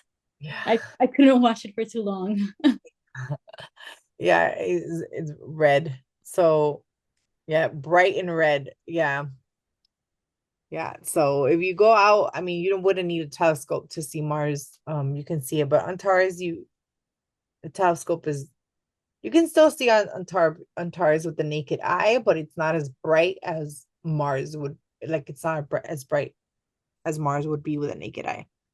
Um, but yeah, at the same time that Mars is making this opposition to the sun, um, it's still, it's barely getting a breather from making the opposition to Pluto. So this is where we see Mars, like really how it's going to affect the nation, our actions, and in general, it's still ruling the nodes, but it's like the last hurrah. So it kind of closes up this like nodal shift. Um, kind of being in debilitation. So it's like our the one that's kind of having the upper hand here is Venus. Venus is an exaltation. So the south node is the one that is helping you out. So if you took good action before the nodes shift, and you solved a lot of your past, you're kind of like remediating some of this stuff now, like through the help of Venus, kind of helping the south node. But even then, they're not even aspecting the nodes. Like it's more like they're disconnected from it. Mars is now making an exact trine to Neptune, still spiritual warrior, and we have the ruler um of Pisces with Venus, which makes this transit for Venus much more mystical and wonderful. But then now Venus is joining that square that Saturn and Jupiter have been creating the entire year. So we have a square there from the south node ruler at this point. So let's move on to the next chart. This is the same day, but this is when you can see Mars as an evening star. So this is also nice in the Hellenistic chart, and this is a main omen for them. They would look at as Mars rises as an evening star when the sun sets. They want to see how everything plays out and really who is out there shining with Mars. And almost everyone is except Mercury. And usually Mercury is not playing along because Mercury travels so close to the sun. But here Mars has Venus and Saturn. So you're going to be able to see Venus, Saturn, and Jupiter and Mars all with a naked eye on that day. So this is going to be a real nice visual thing. And even though the aspects are a little bit harsher, they're the same aspects. They just kind of turned around. The sextiles and trines are still there, and then we have all the planets visible, so everything that they're ruling is kind of in the forefront, so we can see it. So it's a nice chart to see all the planets, because that means nothing's really hidden. The only one that is hidden is the moon, but the moon joins after. But in general, it's not part of the conversation now. So when Mars is visible, the moon's not part of it. So that means the moon, since it represents the people, there's something with the people where they do feel a disconnect to everything else that all these other planets rule, which is money, the government, actions, abundance, that's Jupiter, philosophies. So there's a big disconnect still. Eventually they join the party and they feel more of the connection, but it's not when Mars rose. But this is not as bad. I've seen other charts where Mars is like a loner, or most of the planets are setting. So this one, Mars kind of stays up there, like outside with the majority of the night, with at least one benefic, and it's Jupiter. So Venus eventually sets, Saturn sets too, and then the outer planets, you can't see them unless you have a telescope. But Jupiter and the moon, Mars and Jupiter will stay like the majority of the night together. And then Jupiter ends up setting, and then Mars and the moon set, and then the sun rises. So this looks like a really good evening star to be like a good chart to be born as the evening star. The first one that we saw, Mars was born as a morning star. You could only see him in the morning sky. Now we can see Mars at night. And now this is the So chart. wait, Krys, really quick. So this would be like a really good day or night to go outside, and like if you're into that sort of thing, to just watch the stars. Yeah. Actually, I think I would have to check the date. I think there's a day in January where all the planets are actually visible together. I Yes. think it's towards the end of January, but I'll check. Yeah. So, I mean, I like to do that. I like to bring my telescope outside and try to look at the planets. Or if you have the app on the phone too, I do that. Yeah, while you're talking about the next slide, I can look up the date if let me see. So let me change slides. Okay, so this is the inauguration chart on January 20th. So we decided to bring this inauguration chart in because it's only a couple of days after the evening star chart, like 5 days after. And then there were a lot of, I feel like it's really tied in with this Mars cycle. So we decided to bring it in. The swearing in ceremony takes place on January 20th at 12 p.m. At the Capitol. So that day, the sun is at 0 degrees of Aquarius, about to make a conjunction to Pluto, and we see Mars all the way at the bottom at 24 degrees of Cancer. Now, this chart is a little bit different than the previous chart that we showed. There are some trines to all the water, to I'm sorry, Neptune at 27 degrees still, Venus and Saturn. The nodes have just moved into Pisces and Virgo, so Mars is now making a positive aspect to the nodes. What else do we see? It's no longer making that harsh opposition to Pluto that we saw in the previous chart. So it's moving more backwards. So we don't have that tough power struggle aspect that we saw with Mars and Pluto. And I see it is making a square to the moon, though. There is a little grand cross going on between Mars, the moon at 18 degrees of Libra, Mercury at 18 degrees of Capricorn, and Chiron at 19 degrees of Aries. So there is still a little tension with, some people are not going to be very happy about this day. Can be a little bit careful with what we say with Mercury involved in this configuration. And to me, with Chiron there in this Grand Cross, there's I think there's some sort of healing that we're gonna need to do as a nation, because it is like, if you look at Chiron exactly at 19 degrees opposing the moon, so it is us, the people, that need some healing and to be able to move forward from that. What else do we see in this chart? Jupiter is making a trine to the moon, but it is still in that square to the Pisces, but it's moving away.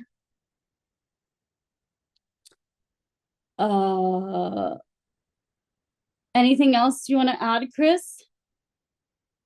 Well, most of the planets here are falling on like the free will side of the chart, and then we see the moon like being like the bucket configuration. And did you talk about the nodes already shifting?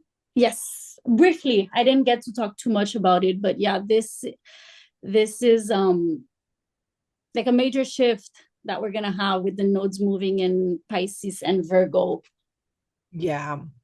So we no longer, by this point, already by the inauguration point, the nodes already went into Pisces Virgo.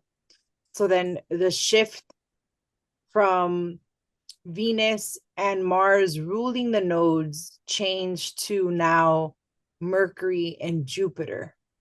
And Mercury in this chart is in Capricorn, and Mercury is ruling the south node. And then Jupiter is in Gemini, and Gemini is ruling the north node. So still the ruler of the north node is still in retro. Like Mars was ruling the north node, it was in retro. In this chart, the ruler is still in retro. And then the ruler of the south node is direct, but it's no longer in rulership. It's in Capricorn. It's actually next to um Venus, the ruler of Capricorn is Saturn and is next to Venus. So it's being ruled by Saturn, Mercury, because it's transiting Capricorn, which it still kind of feels pretty similar to that Venus rulership.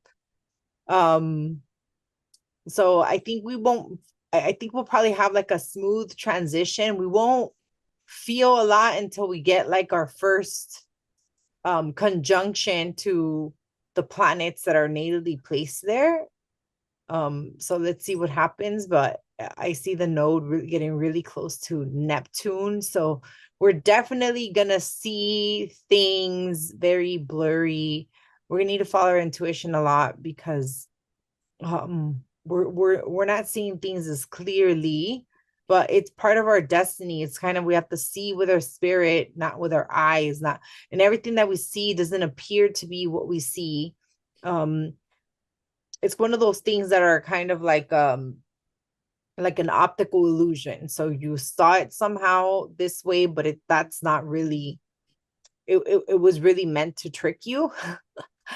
um, but yeah, so most of these planets are falling in the free will sector, which I think is very interesting to see the north not the north node, the MC's falling in Capricorn, so Saturn is still ruling the MC.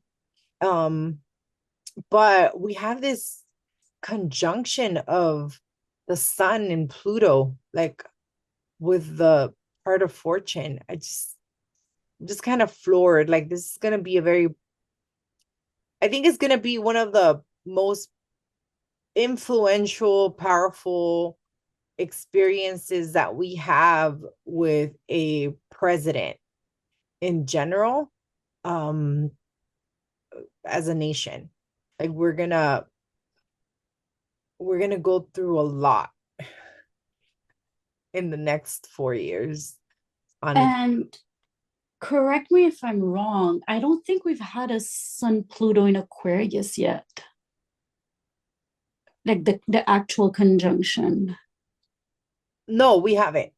So this will be the first Sun Pluto conjunction in Aquarius. Yeah, it will be in yeah.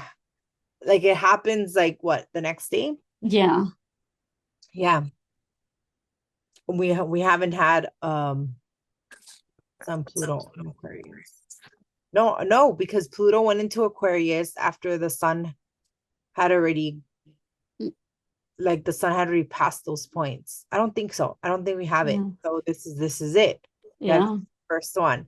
And it's gonna, I mean, if you wanted the age of Aquarius to stop, it's not stopping. So we're gonna have all this technology and all this AI. I mean, it's just kind of boring to keep saying like, when is the age of Aquarius starting? It's been happening. And It's been we're done. gonna have Uranus move into Gemini this that in 2025. So Yeah, exactly. So it's just gonna keep going. And then we're gonna have Neptune going to Aries, which is the fire that's gonna fuel all this air. So yeah, it's just gonna keep going. There's a grand trine that I see, Jupiter trine the moon. And it's not mhm. perfecting to the sun, but you can, I mean, it's trining Ceres. And Ceres rules the agriculture of the nation. It also rules our mental health, and how we nurture others, especially our children, like our daughters. Our daughters is more accurate. Um, so I mean, in general, you can still see this like air trine. It's very positive, but the moon is in the sixth house. So the main concentration here is like the working people want justice. Like whatever happened with the election, I mean, there's a lot of people that they're very pulled in a lot of directions on the outcome of the election. And I think he just needs to deliver. and he needs to deliver to the working class. Um, in the energy of Libra, justice needs to be brought to the working class where they're not getting screwed, right? Because I think the working class is what makes these people their wealth. So you see the exact opposition from the sun, from the moon to Chiron. So they're broken. The working class is broken. um we need the healing to happen for the nation to move forward. Jupiter does happen to fall in the second house, so I really do feel like the nation's wealth will grow. And again, it's in Gemini, so technology is just, tech stuff is gonna just go, yeah, anything tech money, anything like that. Uranus is then gonna go to Gemini, like Emma said, and we're gonna do another episode on that later.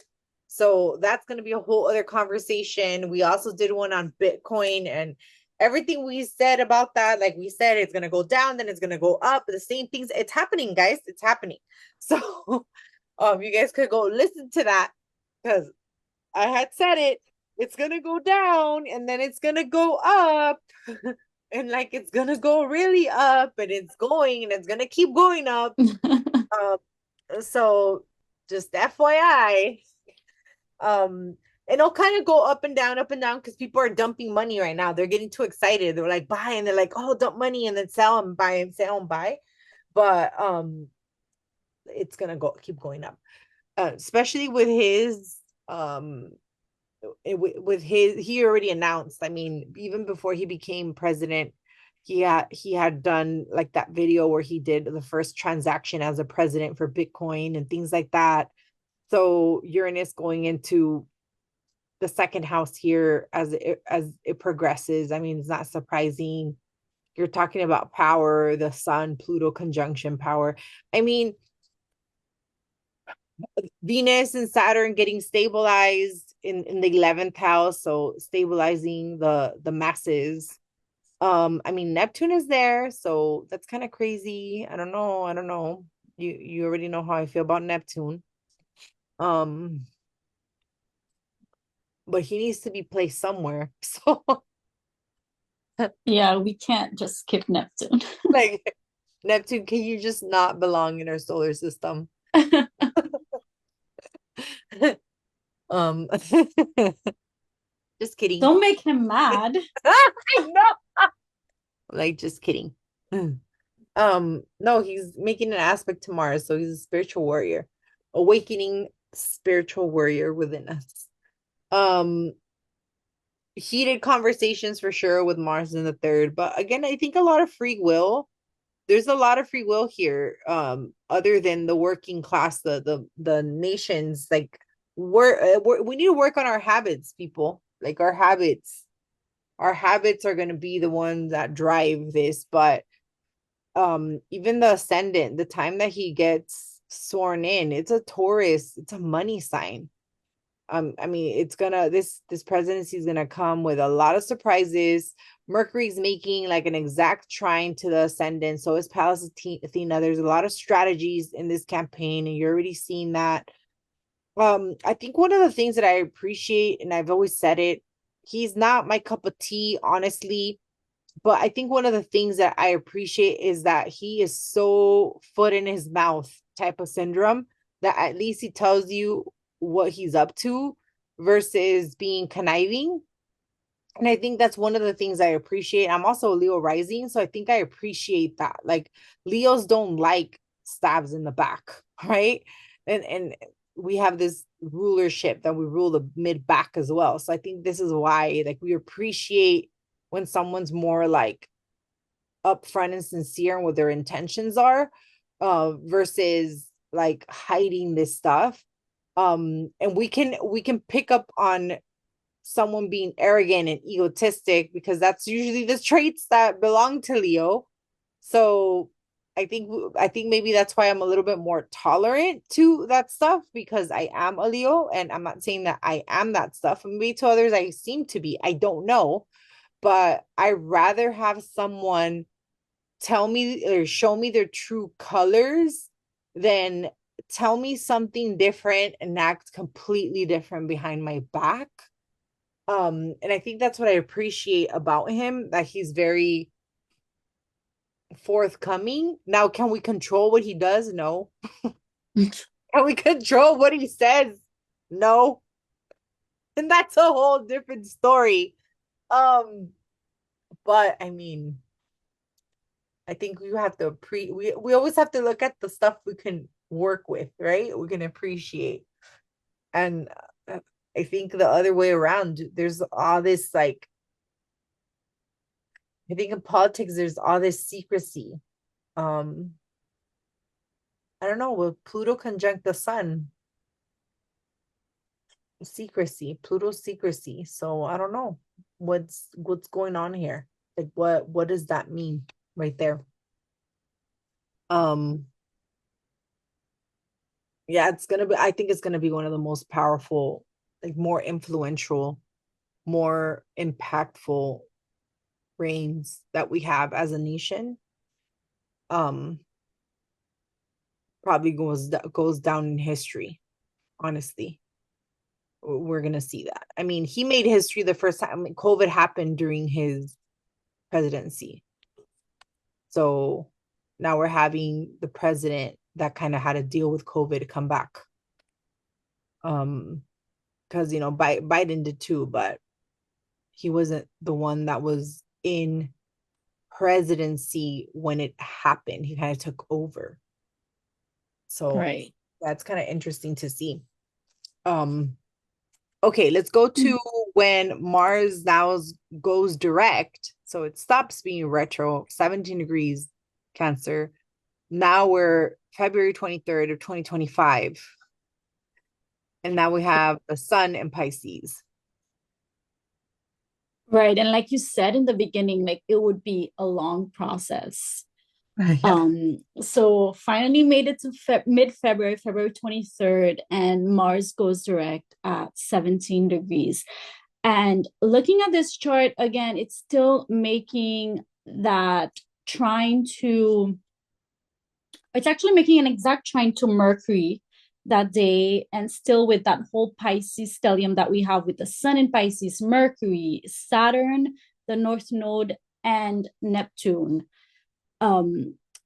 It is making an opposition to the moon. The moon is at 14 degrees of Cancer. I'm sorry, of Capricorn, and it is in some sort of, I guess, mutual reception, because the moon likes to. I mean, Cancer is the moon's home sign, and Mars is exalted in Capricorn. So even though it is making an opposition, I guess they're feeding off of each other in a way and helping each other out.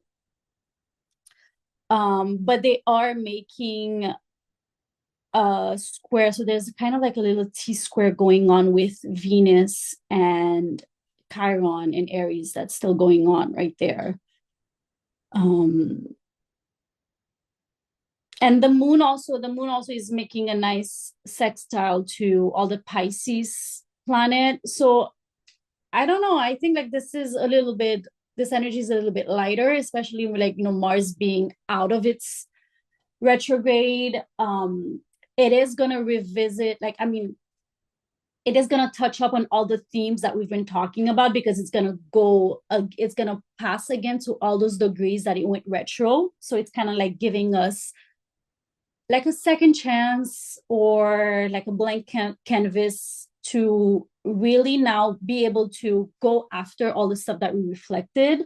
So all the themes regarding, family, security, emotional vulnerability, and even on a more mundane level, when we talked about, Cancer being, the homeland. And actually, we spoke about that 12 degrees Sagittarius degrees of, the nations rising, but we forgot to mention that we are a Cancer nation, Krys. And even though it's not exact, this Mars retro didn't happen exactly on our sun, but it's pretty close. It's going direct pretty close to our sun. Yeah, because our sun is at what, 13 degrees? Right. 13 degrees Cancer. And our moon is Aquarius. So we're having the inauguration with an Aquarius sun. And that doesn't always happen because even though the inauguration is January 20th, sometimes the sun is still in Capricorn. So this time around, the sun is in Aquarius. So it's triggering the moon. The moon's it's not at 1 degrees in our nation, but it's still in the same house. So yeah, we're having like the big three of the nation, like in all these charts that Mars is involved in, triggered. But like you said, this Mars direct is much more smoother, much better. Um, like I feel like it's easier to express. Um, and from the perspective of the nation's chart, since we're a Sagittarius rising, all the Pisces energy falls in the fourth house for us. So we're having like us work through like the core, like our sacred home, our physical home, our homeland, like all those themes, we're working through that. And it's funny because the North Node was actually transiting that fourth house for the nation. And it's then transiting the 10th house for the nation. So we're going to see a lot of restructuring in real estate. We're going to see a lot of restructuring within the nation, which is already a theme. We're already hearing these conversations, right? We're already hearing the president, oh, we need to change this, we need to change that. We want to survive as a nation. But really, the stuff that's coming, how we're going to be working on the nation, I really don't think we wrapped our head around it yet. I don't think we're really conceptualizing what what is what is going to happen. Like we're going to see a lot of restructuring with the government itself, especially Saturn being in the sign of Pisces, and it's the later degrees of Pisces. um it's making an aspect to the moon, and it's ruling the moon too. So, and it's conjunct the north, it's about to conjunct the North Node. So we're gonna see a lot of things change within the nation. And these are on hopes that the nation stabilizes. In astrology in general, I will always notice this, that they kind of undermined the IC. They don't really give a lot of importance to the IC. And I'm not sure if I'm just being biased because I have planets in the IC, and I feel like the IC is very important. They always talk about, oh, the IC is your past, it's your karma, is where you come from, is your family. Like they make it seem like it's not an important house, right? It's not your career house, it's not your relationship house, it's not your money house. I mean, it can be your money house because it rules real estate. So you can make money off real estate. It can be your money house if you inherit property from your family, or inherit any type of gifts, or family ancestry, like things that are passed on. But why I feel like that it's undermined, it's because it's at the bottom of the chart, and they kind of take it for granted, like, oh, your childhood, blah, blah, blah, right? But if you talk to any psychologist, like your childhood is the foundation of the character you will build in the future. And yes, there's always an exception to the rule that we can change who we are. We can do conscious change to change our subconscious, because our subconscious is really wired by our experience as children, even as infants, right? Which would be then this fourth house. This is why it's very important. So it's like we're getting this rewiring from the inside, like from the inside out, revamping. We're going to have all the eclipses here as a nation, right? Bounce back and forth from the fourth to the 10th. And I hate when we don't pay importance to the fourth house. If we just kind of take it, it's your sacred space, it's your roots, it's your foundation. If you don't water your roots, what happens to the plant? It starts dying. So plants they eat from the bottom, from down. They get nourishment from the soil, they get water from the soil, and then they bring it back up. And there's always that, when you're learning astrology, they always teach you like the IC, it's like, think of a tree, and the IC is the roots, and the top, the MC is the top of the tree, and the ascendant and the descendant are like where the tree and its branches are branching out. But if you're not really watering your IC, if you're not caring for the ruler of your IC, your sacred home, your sacred space, because it can represent your childhood, it can represent your physical home, but it also represents your foundational sacred space, how you feel inside. If you're not watering that, if you're not nurturing that, if you're not loving yourself, then you don't have a good root system. You're not going to thrive. You're going to be struggling. Maybe you're like still surviving, but you're not, you haven't bloomed, you haven't blossomed, you don't have these beautiful flowers. Like you haven't produced as much because you're not nurturing yourself. So to see this, for me, I really love the fact that we're now as a nation going to be concentrating on really focusing on nurturing our homeland, which I really think as a nation, and honestly, I don't remember the nation's chart, but I really do think we have an IC in Pisces, because the last time I remember we did have a Virgo MC, right? Let me look. Let me check. Yeah, I'm gonna check again. I mean, IC in Pisces is hard. It's anything in Pisces is hard. Actually, it's 1 degrees Aries. 1 degree Aries. Okay. So we have 1 degree Aries, which that can be off, right? I don't know. It can be off. Yeah. Because again, the signature, and this is one of the things I was going through with my electional astrology course. When someone gets married and they send you the announcement saying, hey, I'm going to get married at 4:00. And everyone's like, oh, they got married at 4, but that's not really when they said the I do, and they, with this kiss, you may kiss the bride. Like that's literally when they sealed it, when they announced that, when everyone says I do and they do their vows, that's the ritual. That's the end of the ritual. So that's when you cast the chart. But obviously, no one has like an astrologer like that on deck where they're like, astrologer goes to my wedding. We're going to cast my marriage chart. It's going to be accurate to the second.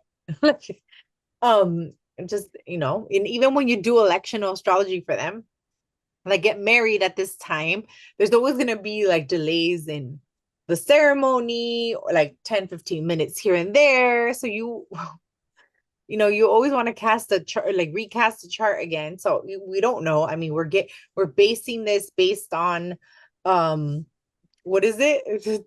Simply. To the accent.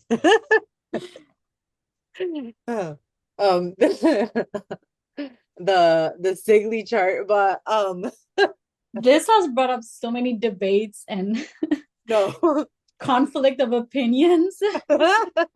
Exactly. So I mean, I don't know, I'm gonna have to pay attention to see if we really are, if we really do feel like a Libra MC and an Aries IC. I mean, we should pay attention now since the nodes are what, like at 2 degrees right now? Yeah, they are. I honestly don't feel, I really don't feel that that doesn't resonate with me.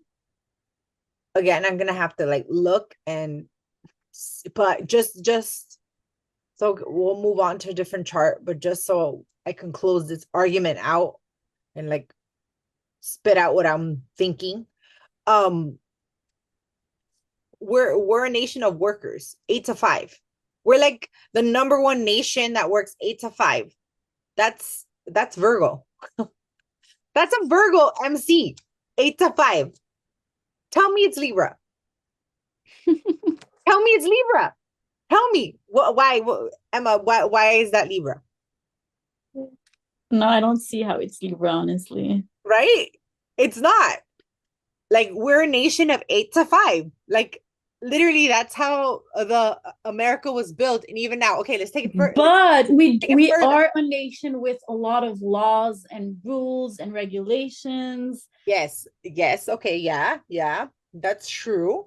I feel like everything here in the US, like you need to follow the rules or have a certain permit, or I don't know. Having lived in different countries, like I know it's very like by the book or by the rule. Okay, yeah, that's a good one. That's a good one. I like that. Okay, I could entertain But that. I still see the But Virgo as well. but we have Saturn and Libra, so the laws and regulations could be coming from Saturn and Libra because Saturn is second house to it would be second house to the MC. Mm-hmm. So that's money. So the laws and regulations really is how we make that money. Right. Okay. So the we would need to change the time from 5:10 to 5:06 to be Which 29 to be 29-degree Virgo. which to tell you the truth, and if we do that, what would our ascendant turn into? 11-degree Sag. Okay. I don't know. I kind of feel like that's what it is. It's only 4 minutes difference. I, maybe that's like maybe they casted this chart when like the last signature, right? Oh, I don't know. I don't know. I don't know. We weren't there and this really wasn't documented correctly. But I mean, through whole signs, it's a Virgo MC. Through Placidus, the MC goes into the sign of Libra.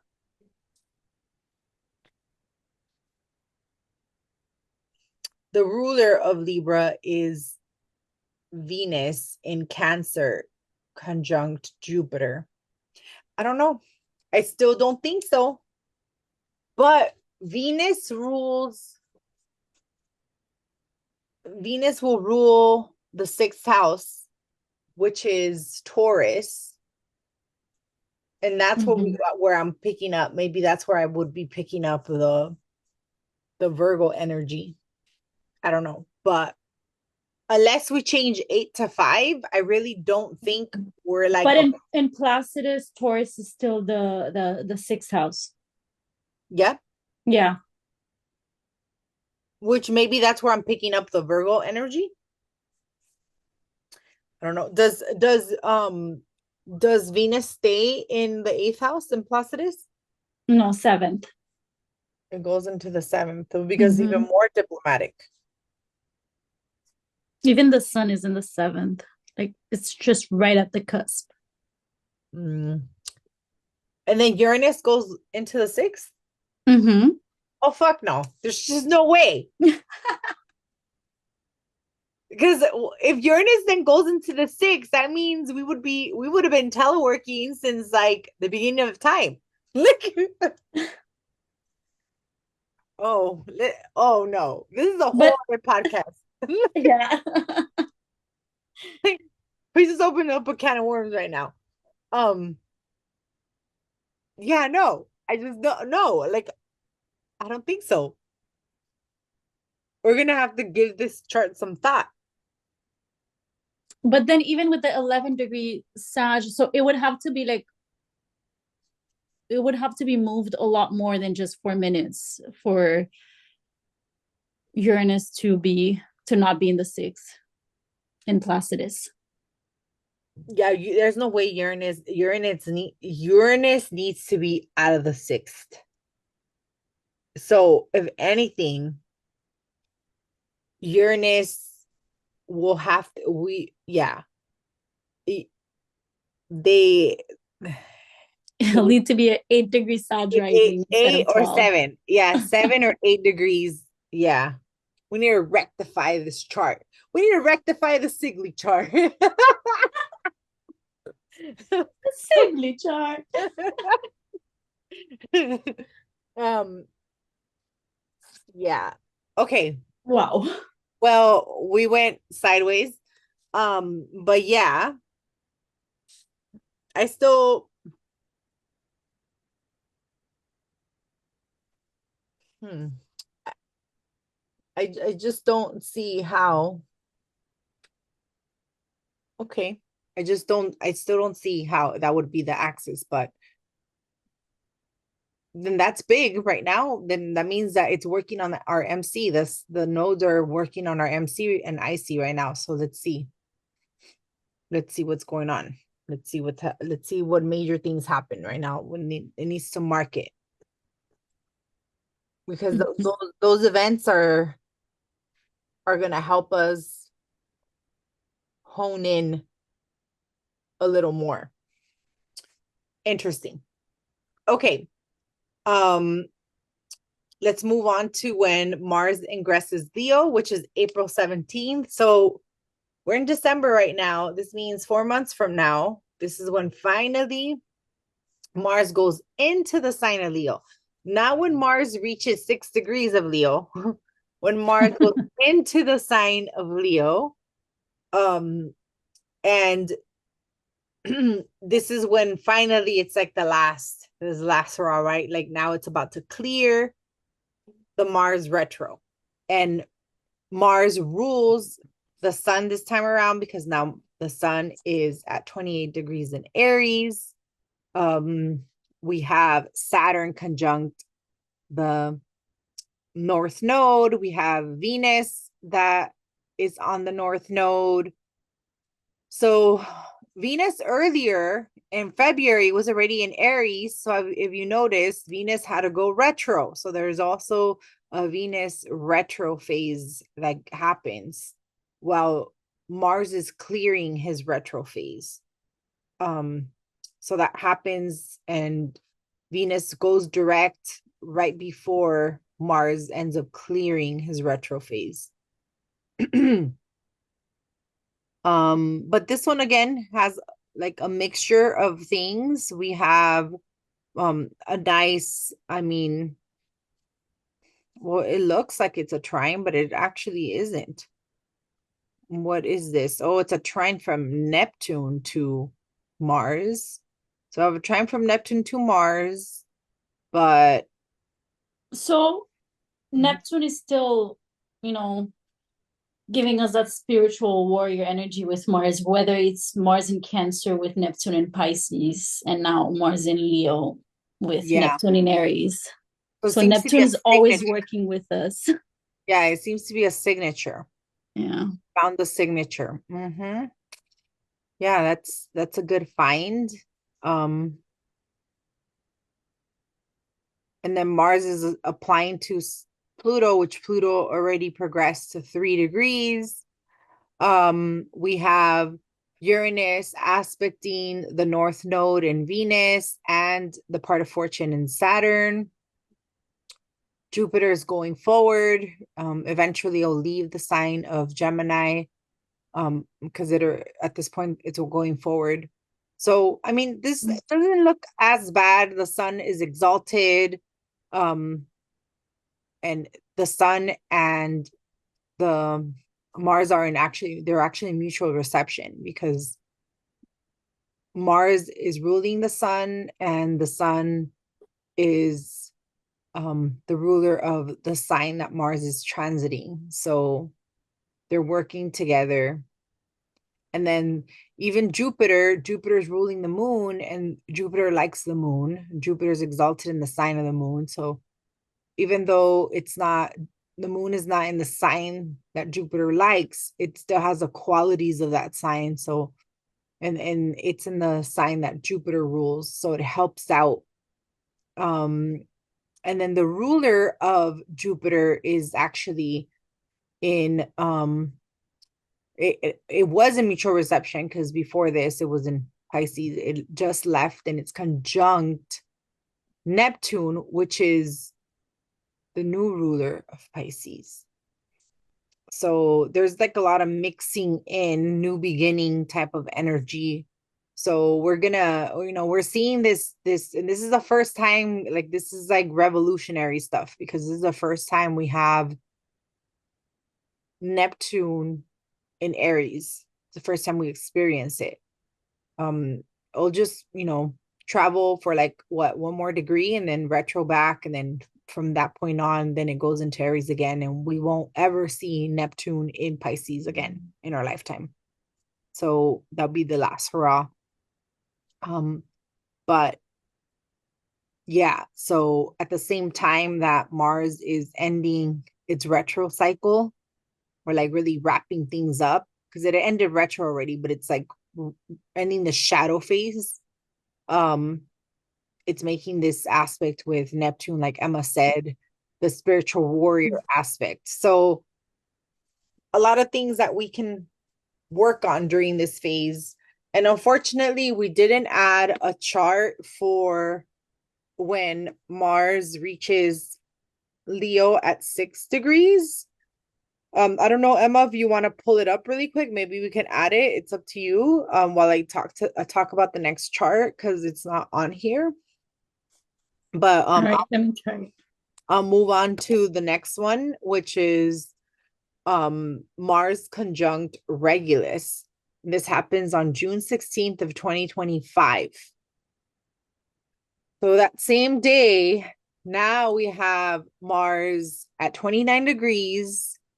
The nodes have made more progress. The sun is in Gemini, and then Jupiter is already in the sign of Cancer, and it's in the sign of exaltation. It loves the sign of Cancer. Mercury is at 15 degrees, so it's really close to the nation's sun. It passed it already at this point. But look, Saturn has left Pisces, so we already kind of finished the Pisces journey. It's about to conjunct Neptune. Neptune probably shortly after is going to end up retroing and going back. The moon is in Pisces at 4 degrees. Pluto is retro at 3. And this happens to be a Sagittarius rising at 5 degrees. But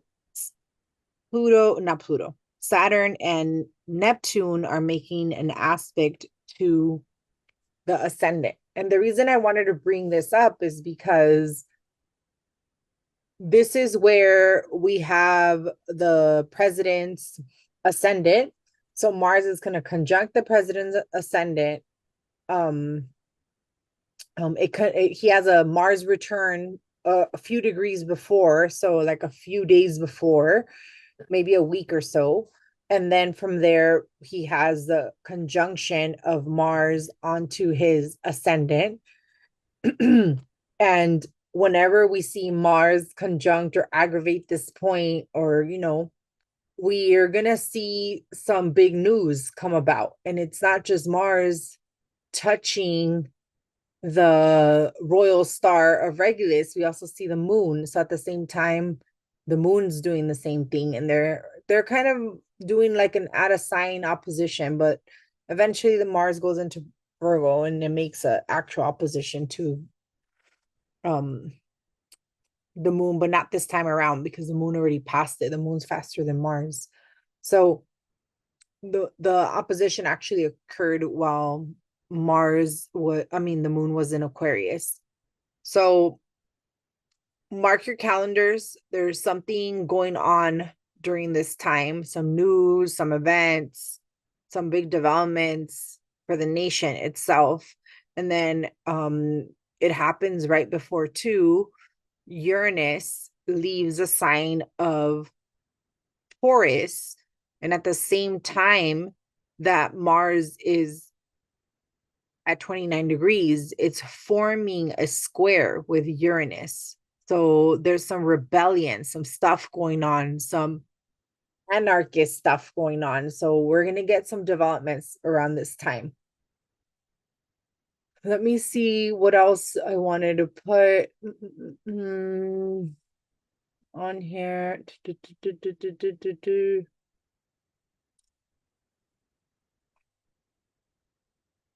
Yeah, I think I mentioned this earlier, that during last time when we did the presidential podcast, I had mentioned that when the sun conjuncts Regulus, something was going to happen. Like mark your calendars. It's always whenever any of the royal starts get triggered, important events happen, and that's when they announced the VP that was going to run with Kamala.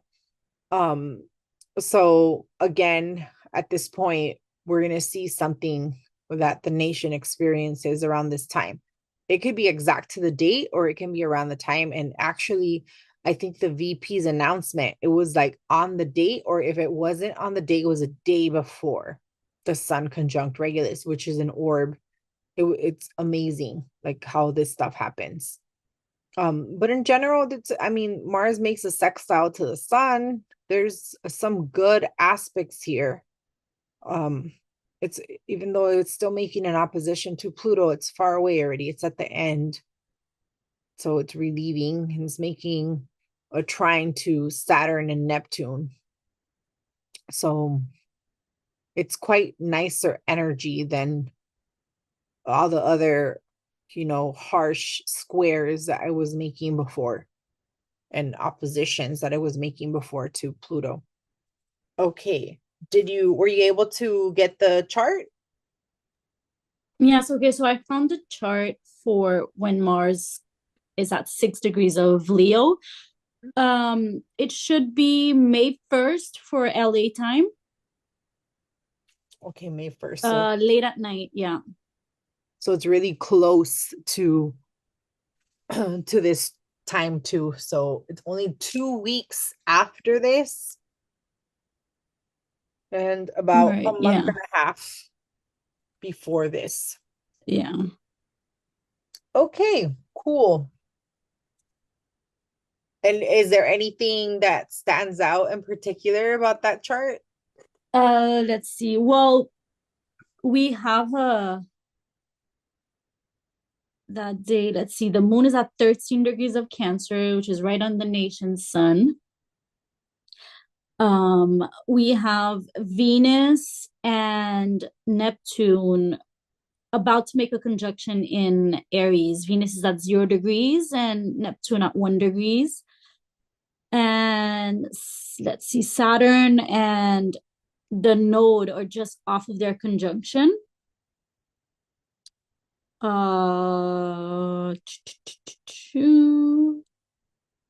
Still in that Jupiter Saturn square, but it's coming off. And yeah, that's about it. The sun is at 12 degrees of Taurus that day, making a sextile to the moon.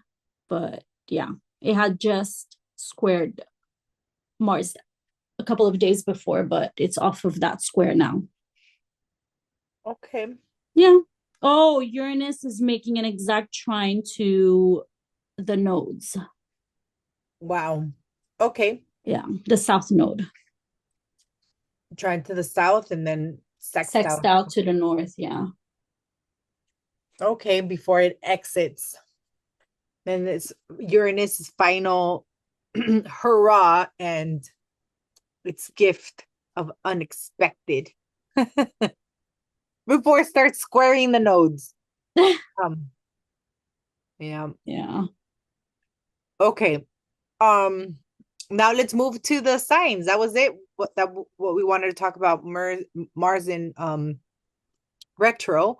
Now, how is Mars retro going to affect all the zodiac signs?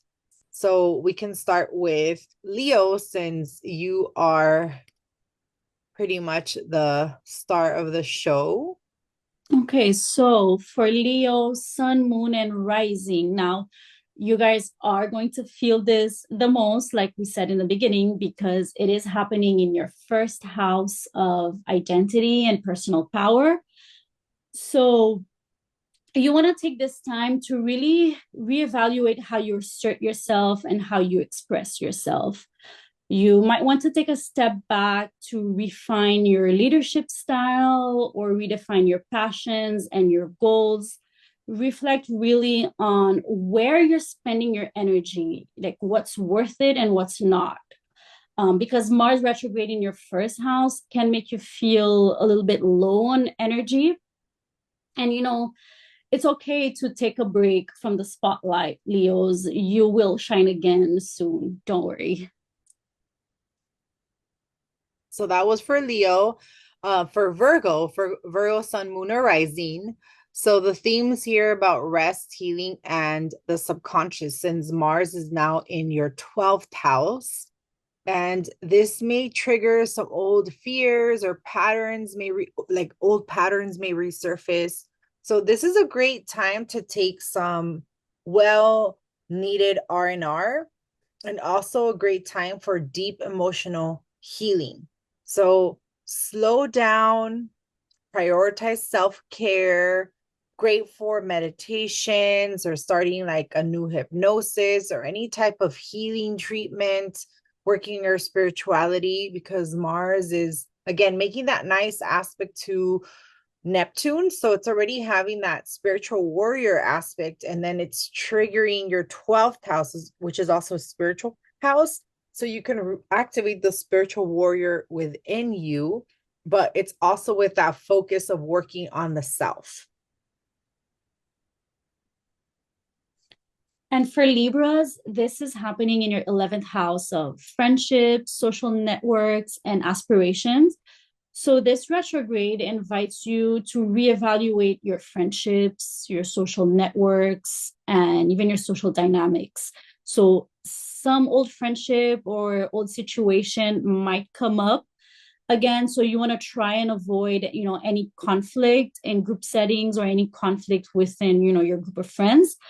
Instead, you might want to focus on reevaluating your role within your community or within your group of friends, but also reevaluating your long-term goals and aspirations, because the 11th house also deals with our long-term goals and wishes. Anything that we set for like the long term, like the future, it still falls within that 11th house. And for Scorpio, Sun, Moon, or Rising, the theme here are public image, career goals, or long-term ambitions. So because Mars is in one of the angular houses, this is a great opportunity for you to be seen. Now you do want to make slower progress, not be too aggressive, not to be too assertive, because it might counteract all the good work that you've been doing. However, as long as you're using that rule of three, redo, reflect, research, you're going to be able to take real good advantage of this transit, because Mars is going to be there helping you conquer in this area. So you can use this time to reflect on whether your current career aligns with you and your ambitions, or if it's a time to make changes or apply elsewhere or revamp, maybe move up within the infrastructure of the company or start your new endeavor.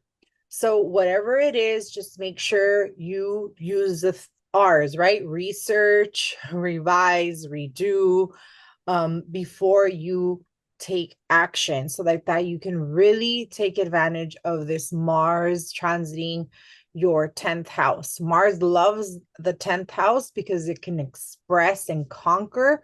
It kind of takes like a feel of Mars in Capricorn, like if it's exalted, but you kind of want to slow it down a little bit because it is retro, and you being Mars ruled, you need to make sure that you dot all your I's, cross your T's, so everything could go just the way you planned it, because that is exactly how you execute as a Scorpio rising.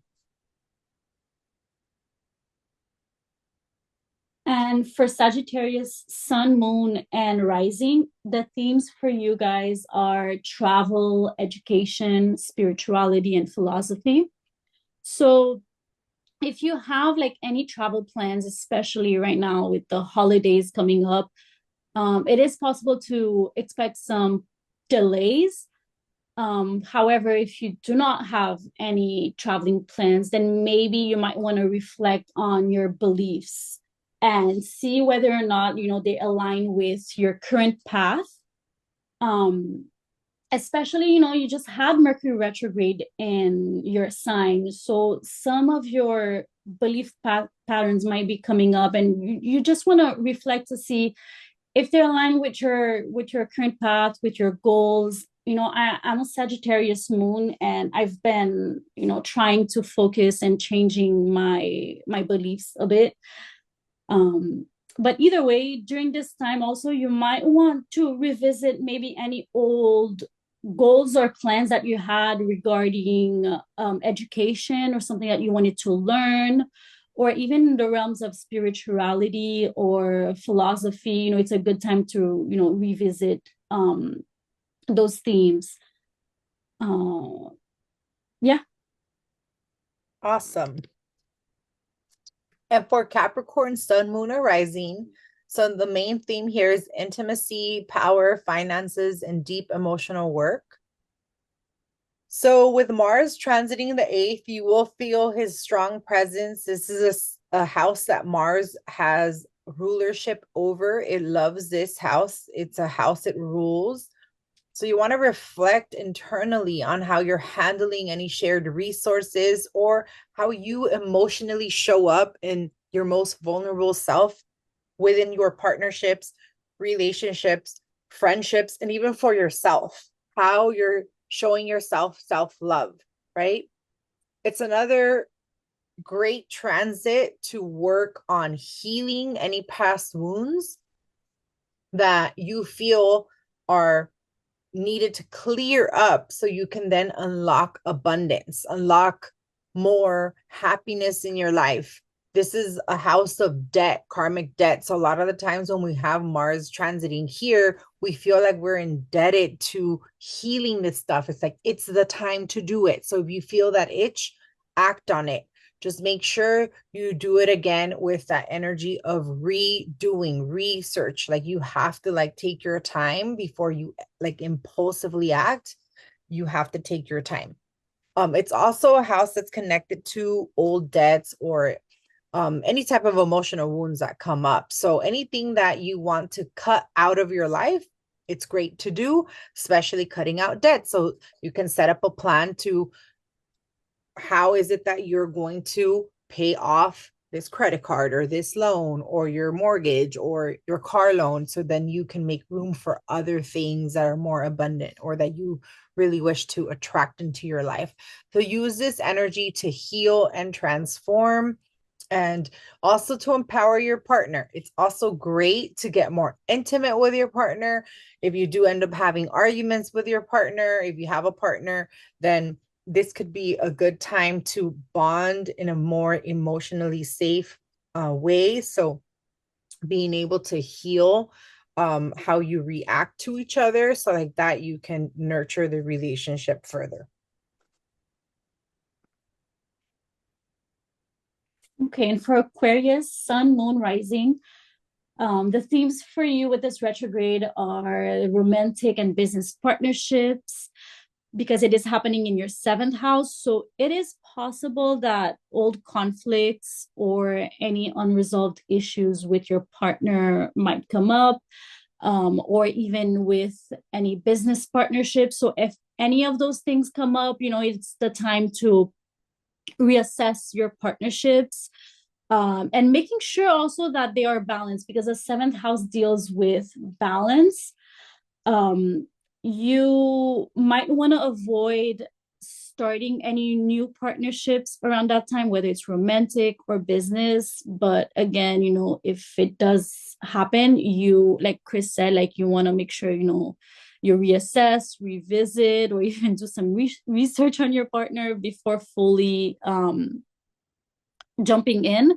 uh you want to also take the time and slow down and make sure you're not just like impulsively jumping into a partnership that later on can bring uh more issues. So yeah. Even sometimes with this part, this transit, I always seen too, it can have great attraction.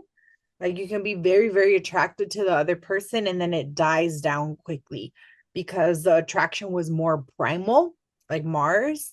It was like more like intimate in that way, right? It was physical. And then after, when you get to know each other, like on like more intellectual level, you don't have a lot of things in common. So this is why you also want to make sure you take it slower to make sure that you do have things in common. But just say you happen to be an Aquarius rising and you natally have Leo, Mars in Leo, then it could also bring up a possibility that you meet someone like at a sports event or things like that. And because it's your Mars return. So as long as a person is in alignment to you, then that's what's going to happen. But it can bring up like some misalignment if there's not a lot of supporting aspects in your chart. So just make sure that you do, like Emma said, take it slower, revise or like redo or do your research. Start searching on like social media. I mean, everyone does it, right? Start searching on social media to see who this person is. Like, you don't want to get catfished because it's happening so often than not. Um, so like that, you, instead of like feeling 100% like fully vested in this person that you just got to know, you're getting to know them a little slower. But in general, I most of the time when I see Mars transiting the seventh, whether it's retro or not, it's like fast flings, unless there's other supporting aspects. But I mean, it is what it is. Sometimes a fast fling is what someone needs to kind of get over someone else, or what they need to kind of get the push to go out and date. So I feel like we're going to attract the partner that we need to attract at that moment in time. Sorry to intervene with your um horoscope. No, not at all. Okay. Pisces, sun, moon, or rising. So daily routines, wellness, service, work, environment. This is what's all impacting Pisces, because Leo is who rules your sixth house, or the ruler over the sixth house, and Mars is transiting that house. So you may feel a little bit more unmotivated at work, or notice like health issues come up, or you're not keeping up with your routine, or you're like, I'll do that later. You're getting burnt out, or you're overworked, you're not focused, and really it's unsustainable. Like, maybe your habits, they need a revamp. Maybe you need a little vacation. Maybe you need to change your diet of sorts. Maybe during this time, especially, at least for me, the weather changes. So I already am vitamin D deficient. So I have to vamp up my vitamin D. So whatever the doctor prescribes is also a health house. So maybe it's time for you to go see the doctor, get blood work. Whatever it is that you do to take care of your health, do it. Whether it's taking more rest or being a little bit more active. So I am a Pisces sun, and I've been feeling all this. But I've also been feeling super energized and let's go, let's do, let's, bam, bam, bam, and then burnout. So it's very important during this time, during this transit, that you have a nice balance so you can avoid being super burnt out. I don't think we're going to avoid the burnout altogether, because it's just the way the energy is. But what's more difficult is coming back, bouncing back from the burnout, and then going back to our must-do list, what we must do, what we must complete, etc. So being able to do that in much more ease, instead of it like being something that we never get done or difficult to do. And I'm also supporting myself by making sure I have very impactful nutrition. So I'm adding like an extra protein shake and like more vegetables to my diet. So like that, I have more energy, because I know I'm more energy depleted. And that can cause inflammation. Mars in the sixth house, inflammation. So it's not one of the best, like, oh yeah, I love Mars in the sixth house transits. But health is wealth. So we do have to take care of our health. And actually, Mars loves the sixth house. That is the house that if you want to have Mars somewhere, that's where you want to have Mars at. So it's a great time to start setting that wealthy foundation, right? Not even if you had all the money in the world, you couldn't buy your health. I mean, you can buy good equipment, you can get good doctors, but then even those doctors can't heal anything that's unhealable, right? So you have to take care of your health, preventative versus reactive.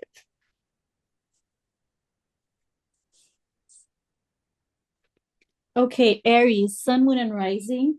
For you, this is happening in your fifth house of creativity, romance, and joy. So you are also going to feel this retrograde a little bit more than the others because remember, Mars is also your ruling planet. So how will this impact you? You might feel some frustrations or temporary blocks in your creative projects or your creative endeavors. And even in your romantic or dating sector of your life. So instead of forcing things, you might want to revisit your old hobbies or your unfinished projects, but mainly reflect on your passions and how you express joy and your creativity. So reflect on what lights you up and kind of try to bring back that flame, like reignite your passion. um Try to reignite your passion in terms of on the romantic side. You might need to address any lingering conflicts, or you might have some romantic drama that might reach surface, so you want to be careful and try to avoid any battles, like any ego battles in love, because it's just not worth it. I know Aries can be a little feisty from time to time. So with your main planet being retro, like try to avoid the ego battles. Yeah, feisty is an understatement. Taurus, sun, moon, or rising. So the themes here are home, family, and emotional security. So we have Mars in the fourth. This one, I caution you because Mars in the fourth can cause disagreements in the family dynamics, and um it can bring up some topics where you'll need to set like personal boundaries. Maybe you've been like disrespected or not being considered, and now you've had it, right? So Mars here is like, nope, you're gonna stand up for yourself, and you're gonna show them that you're part of the family. But he can actually aggravate things by like overdoing it and kind of triggering that Leo side, being over dramatic. So I beg you not to be very reactive, which is out of your nature because you are a Taurus rising. Taurus usually are very level headed, but you're very passionate and nurturing because your IC is usually in the sign of Leo. Sometimes it could go into Cancer or Virgo, but usually it's in Leo. And when it is, you're very passionate and very family oriented because of that. So you don't want to sever any ties with your family. You want to make sure that you still have this very strong bond with them. So the best way to execute Mars's energy, if you need to stand up for yourself in any personal family disputes, is to kind of step back, analyze what's going on, and then react. Other than that, if everything is, you're staying drama free, you hear the dramas going like happening over there, your aunt, your mom, you're this, you're that, and you're staying out of it because you don't want to get involved because you don't have the patience for it, then how you can execute this energy is remodel your house. And you don't have to do like a extensive remodel. You can just move furniture around, you can do deep cleaning, you can get rid of old clothes. Mars loves to like change the environment, and what best way to like clear up your sacred space. The other recommendation is connecting to your ancestry, so doing some shamanic work, things like that, because Mars rules shamanism from like the Mars and Scorpio side. So you can connect to that, or Lastly, maybe even doing some like revamping internally, like soul searching, connecting to your ancestors, going and turn like a spiritual, again, spiritual warrior. We have Mars making this aspect to Neptune still. So it's, you can channel it inside to connect to your ancestors, to do spiritual work, to do some internal healing, to heal the family ancestry line. So you can do all that stuff if, just say, you don't want to participate in any of the family drama, you want to just channel Mars in a different way. I have Mars in the fourth house. So if you want any more tips, you can comment below and I can give you more tips of the stuff that I do, because I feel like I'm an expert in this. And I like to hear my family's drama. I don't like to be part of the drama. It's funny to hear it, but I don't like to be part of it at all. I'm like, keep me out of your mouth. But when my mom tells me stuff, I definitely like to hear it. Or she'll tell me like, hey, I need to tell you this, and I call her right away because I want to hear it. Like a true Leo rising wants to hear the drama. So it's always better not to participate, but hearing is cool. Okay. And giving advice, I always give advice to people like, stay away, don't react like that. Come on. But you cannot always control everyone's actions. It's like a chain reaction in a way. Now for Gemini. All right, Gemini, Sun, Moon, Rising. The theme for you are communication, learning, and siblings, as this retrograde is happening in your third house. And my advice is just be careful what you say. Um, there might be some old conversation that come up, or any unresolved issues with your siblings or your neighbors or within your immediate environment. So this conversation might come up and you might be, forced to address them. So be careful with any miscommunication. Um, so it is important to make sure that you choose your words wisely when you speak, or when you're sending that email or text messages, whatever your form of communication is, because you really don't want to, send off a retrograde regret email or text. Also, there might be some delays in, any projects that you're working on.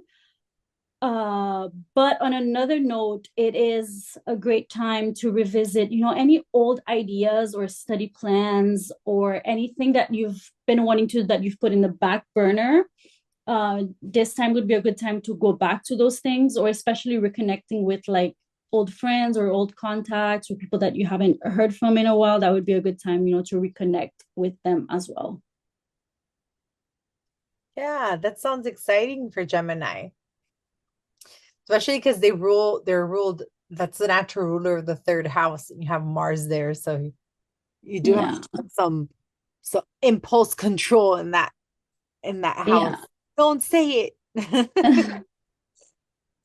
And then last but not least, Cancer, Sun, Moon, or Rising. So the theme of this house is money, self-worth, and values. The first thing I want to say is, don't burn through your money. Watch your spending. Yeah, you're very generous. You usually Cancer moon Cancer moon rising or sun, they like to gift and you know show love through acts of kindness, like giving presents or cooking for people or whatever. So do things that are not going to break your bank, because Mars is transiting your second house. I know I have Mars here in the first because eventually Mars does go to your first house. But while Mars is in Leo, it's in your second house. And I'm going to cover first the second and then when it goes into your first house. So, from the second house perspective, while Mars is in the sign of Leo, you want to watch your expenditure. Once Mars goes into the sign of Cancer, then from there, you want to watch what you're doing in general. It's going to be like a reassessment of your value system.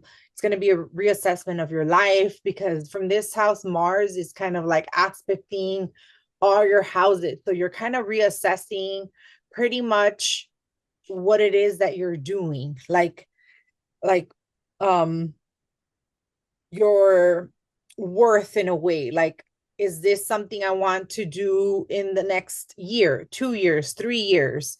Is this how I see myself with, you know, with a kid, not a kid? Like, you're gonna reevaluate how you see your life, because the first house is about how the world perceives you the first time that they meet you. So you're going to be doing a lot of reevaluating on the actions you're taking. But if you do take some harsh actions when Mars is in the second house, you're going to bring that into the first, and then you're going to regret some of those impulsive buys, burning through your money, or things like that. So make sure you're reassessing your financial goals, you're reassessing how you budget, and then also your value system, because you don't want it to come in and affect how it is that you're going to execute out when then Mars goes direct in Cancer and then it goes into Leo again, right? So make sure you make some good decisions, since we're having this transition from your second house to the first. And it's kind of like this for the other signs too. Like an example, Gemini, you're going to have Mars in Leo, but then when Mars goes in Cancer, it's going to be in your second house. So you can always listen to the second house information that we give when Mars is in the second. It's going to be based on house versus on the sign. But we just reported on the house, but I wanted to make, I mean, on Leo, Mars, but I wanted to emphasize the transit of Mars going into Cancer, since that's the other sign that's really involved in this retrograde period. And lastly, we have the Leo ritual. And this is Emma's candle for the Leo. This is Leo season, but again, you can use it for anything. You can use it for the full moon in Leo. You can use it for the sun transiting Leo. You can use it if you're a Leo, if you're a Leo sun, like if you were born during Leo season, right? Anything Leo. And because now we're having Mars in the sign of Leo, we're using it for Leo, and it's I create. But now you're using it with intentionality of what is it that you're creating? What is it that you're doing and taking actions, and you're doing it slower. So you do want to get your pen and paper, write things down, what it is that you're creating. You want to start with I create, because that's the energy of Leo. And then you're writing down exactly what the steps are to create, and then plan to execute when Mars goes direct, right? So once Mars goes direct, and you have until Mars reaches the end of Leo, which is June 16th. After that date, it goes into the sign of Virgo. So you have all this time to execute everything that you plan from this point on. So we're in December all the way to June. That's a long period. So again, you're having this really, really long cycle where we can take a lot of action, a lot of execution. So it's kind of taking that feel of Mars and Scorpio in a way, because that's how Mars and Scorpio acts. It does plan out. It's not impulsive like Mars and Aries, like, let's go and attack. Mars and Scorpio sits down and strategize. Oh, if we attack by air, if we attack by land, if we attack by sea, right? So the same thing, if we launch a business this way, or what if our business has this type of a storefront, or we have a storefront and a website at the same time, right? So there's like different strategies to the execution of Mars in Scorpio versus an execution of Mars in Aries. And none of them are wrong or right. They're just different expressions. Sometimes you are more attuned with Mars and Aries expression because you'll execute it. It didn't work. You'll execute again and over and over and over until you hit the jackpot, versus Mars in Scorpio would just want to execute once and then maintain it, because that's fixed energy, just wants to keep going at it with the same idea and maybe modify it very little. So it's just different ways of executing, but really, this is how Mars in retro kind of acts. It no longer wants to execute quickly, it wants to kind of take its time, which is a little bit against its nature. I mean, all sports are very competitive, all sports are very reactive. You problem solve on the go, you problem solve in milliseconds, right? They throw the ball, you catch, you toss. Like it's all happening super quickly. So it is against Mars's nature. But in retrograde, that's what we're working on. We're working on like this slow-mo Neo scene where he's like fighting and he's going in slow-mo and you're seeing everything happening. You're still moving, but you're seeing it from a different perspective. So I really hope that you like this podcast. I know it's extra long, but we put in a lot of time and effort to collect all this information for you guys. And thank you so much for being here. Thank you, Emma, for always doing the podcast with me. I want to wish everyone happy holidays and happy new year. And to many more podcasts that we do together. It's been a cool year that we did we got together and we recorded these. I always have so much fun. Thank you so much.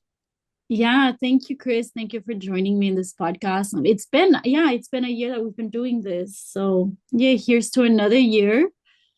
Yeah, and I wish everyone happy holidays. And yeah, just it's okay to slow down from time to time, especially with this energy. Like it's okay to slow down and not be undergo or too impulsive. I think I'm saying this for myself because I kind of need to hear that. Um, but yeah.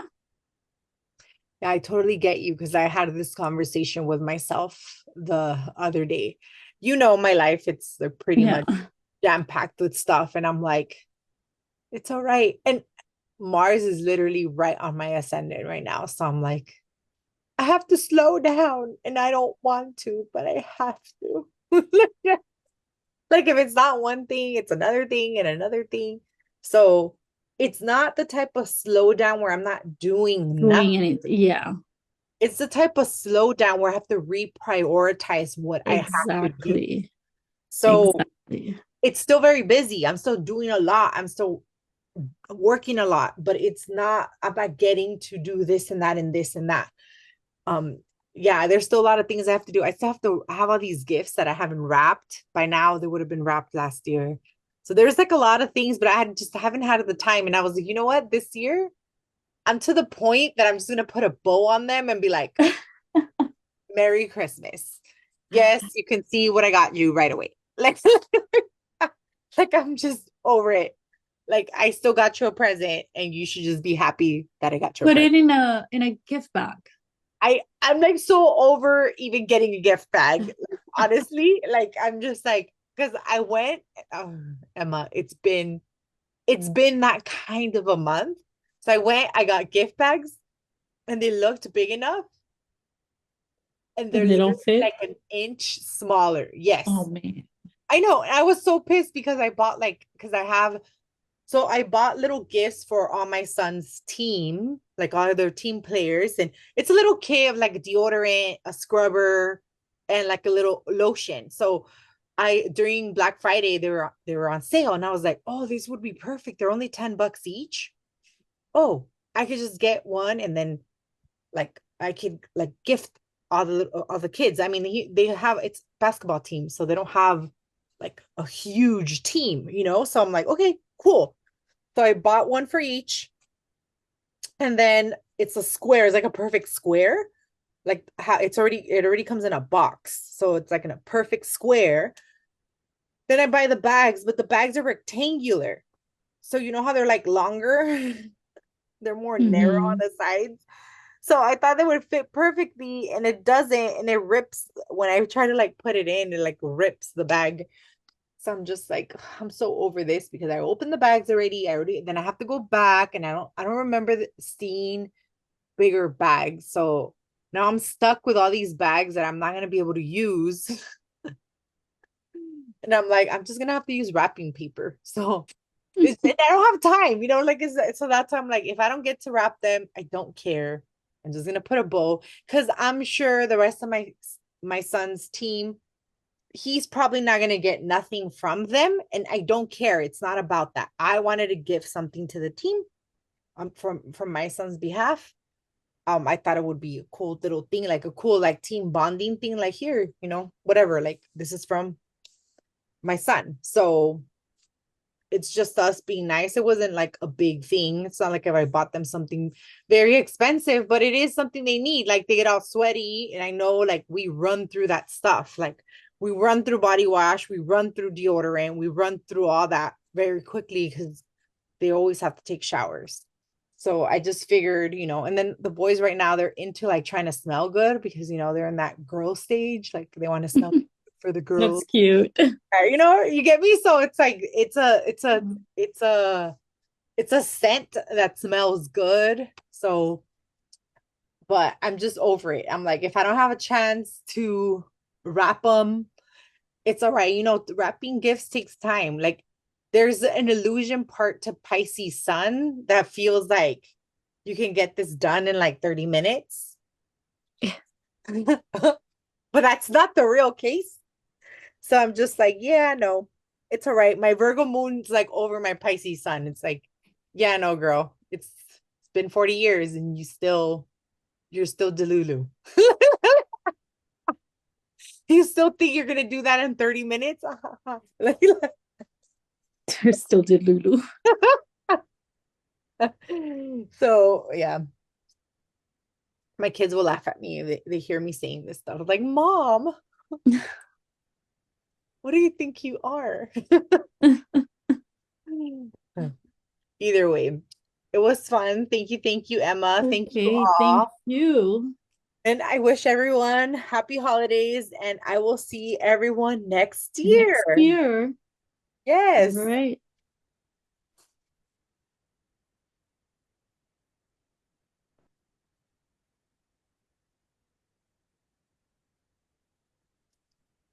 Are we saying bye?